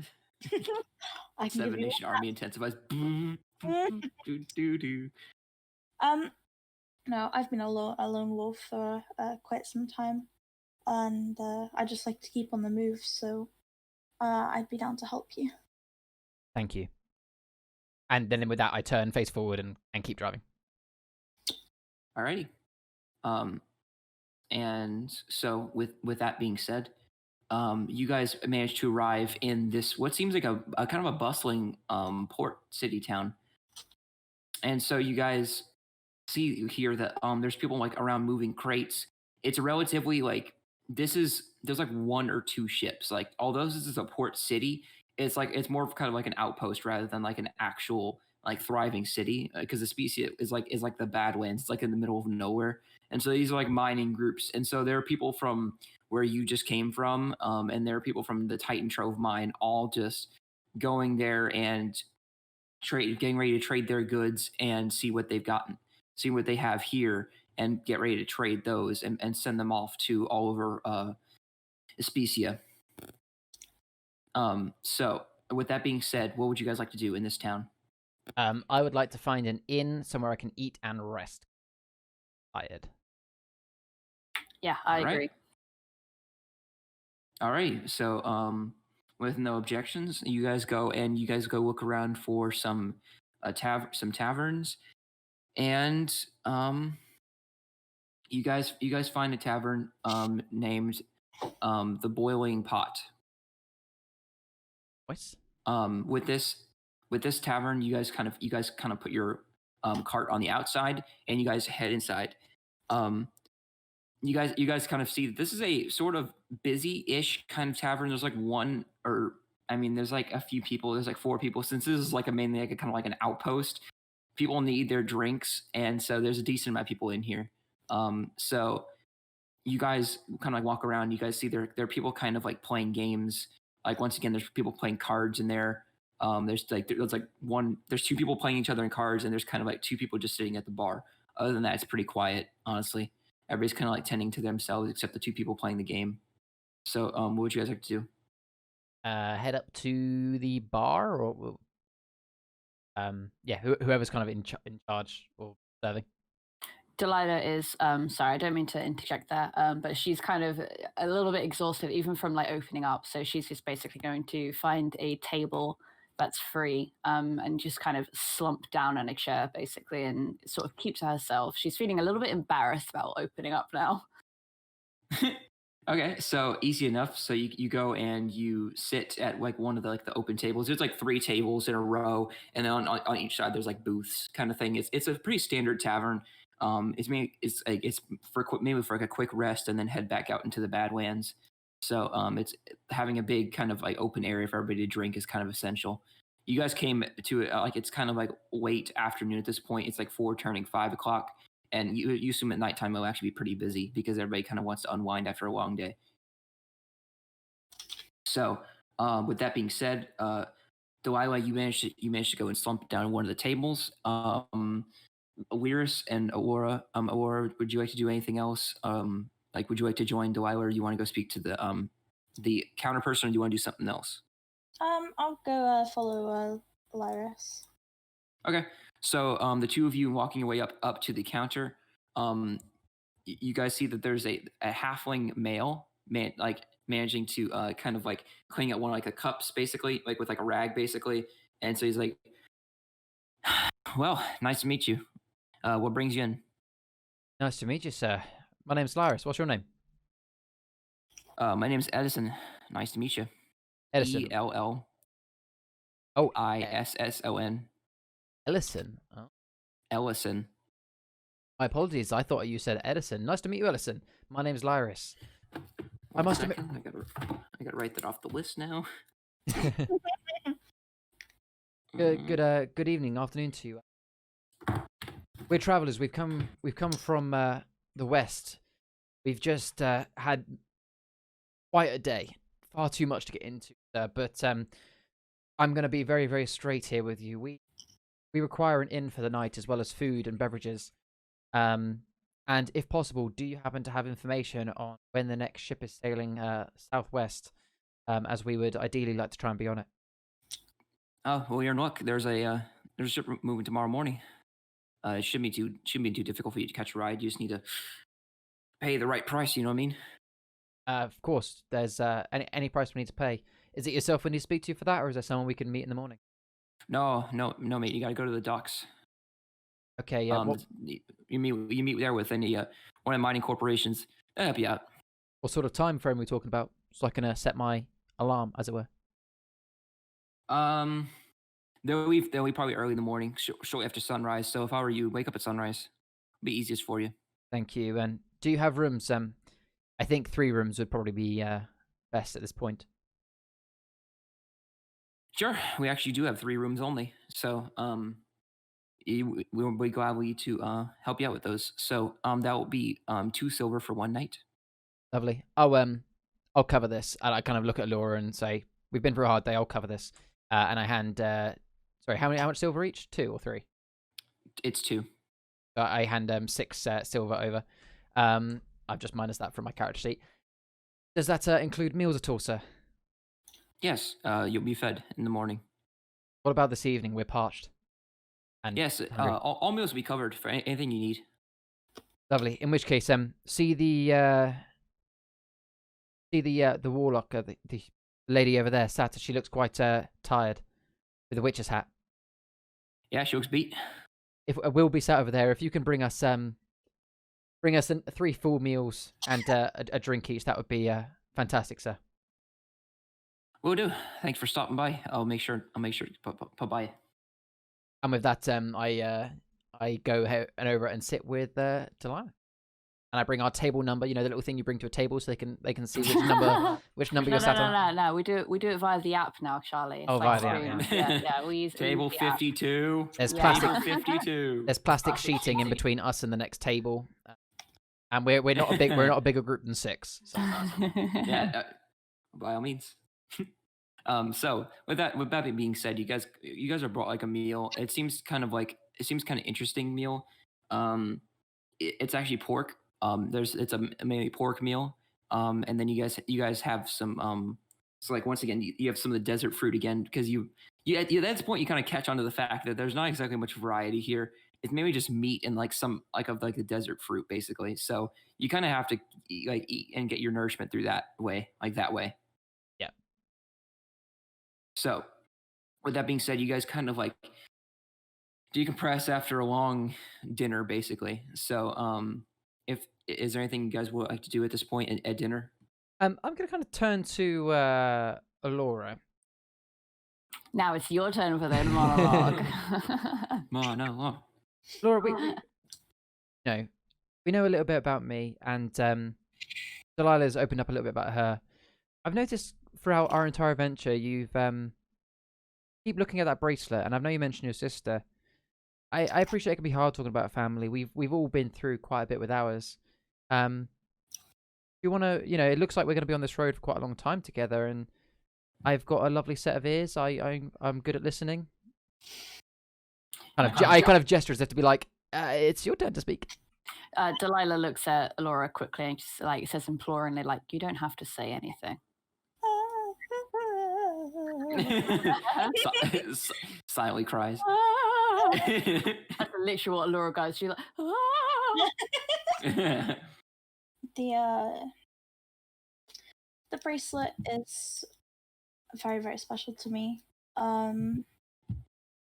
I don't ever really talk about it, but it was a gift from my younger sister. And unfortunately, she is no longer here. She was my one of my younger twin sisters, and she's like choking back. I swore to myself that I was going to protect them from my father, who was a very cruel man. He deprived me of all social interactions and said that it was going to make me stronger. And I never really knew my mum. She kind of just followed my dad's orders. And one day, my sister got killed in front of me. And the bracelet is all I really have left of her.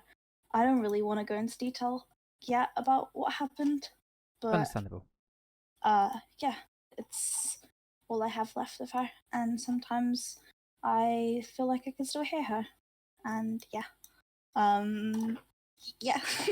You know where your other twin sister is? No. Fair enough. Well, I'm sorry to hear. It sounds like you've been through quite a lot. Where are you originally from? Hang on. Wait a second. Let me just tap into my memory. Changes tabs. Why have I not written it down? I'm from the Ashenland. That's not far from where I was. I've been in Ashenland many a times, and I can understand it's not the best of place to grow up. It must have been quite hard. So, sorry, Yeah. sorry for your troubles. Thank you. she's gone really like red, and she's very like flustered and kind of taken back from so like opening up, because she's never really done it before. She's never really like had people to open up to, because she's quite an independent person. Right. Lyris kind of notices that that obviously like there's a bit of not awkwardness, but just a bit of like there's that kind of awkward silence after a moment like that where everyone's kind of like, okay, we've been quite serious for a while. And I kind of like straighten myself up. I'm guessing drinks have come over at this point. Has the waiter actually been okay? I have a swig of my drink. All right, we've been through quite a long day. Let's have let's be a little bit more lighthearted, shall we? Your name, Ellison. Bring us a round of your whatever the strongest thing you have is. Let's have a drink tonight. And I raise my glass and say, this one's the rub rug. And he goes, "Will do." He goes. He brings you all your glasses. I've got my glass right now. Me too. This one's the rub rug. Lovely little drink. Keep clinking. Ellison, do you have any form of music, instruments, or anything in this tavern? Let's liven the mood a little bit, shall we? Oh, sure thing. I actually managed to play the guitar myself. Lovely. 1 second for me, sir. Well, not much of a guitar, more of a lute. Okay, well, I have some. I have a request, if that's okay. Yeah, play me some. Despacito. Just it. Yeah, let's hear it. Okay. So as you guys, so he's gonna go out and get a lute. Let's go ahead and roll a performance check for him. Nat one. He got a 20. He rolled a natural 19. So he comes up with a little lute. There's a couple of strings on it. It's a bit it's a very interesting looking lute. It seems a bit weathered because it seems like it's seen better days, but honestly, he seems so happy to play it. He's so happy that someone asked him. He says, "All right, here we go." And then he starts playing on his lute. And so you guys spend the rest of the night in your jolliness, basically enjoying each other's company, drinking your drinks, having fun, having a few laughs into the night. So and just as this starts to this night starts to wrap up, you guys kind of realize all the building companionship you've all had with one another, and how this all started as a simple cart ride and turned into rallying service. Yes, a taxi service turned into just this. And so now moving ahead, you guys are going to go to Valyrian and start to slowly gather your forces against what seems like the king of the underground. And so, with that being said, you guys are going to dance into the night, and that is going to end tonight's session. But yeah, that's about it for tonight. And that's going to end session number 4. See you in the next one. Bye-bye. Love you guys. Bye-bye. Bye.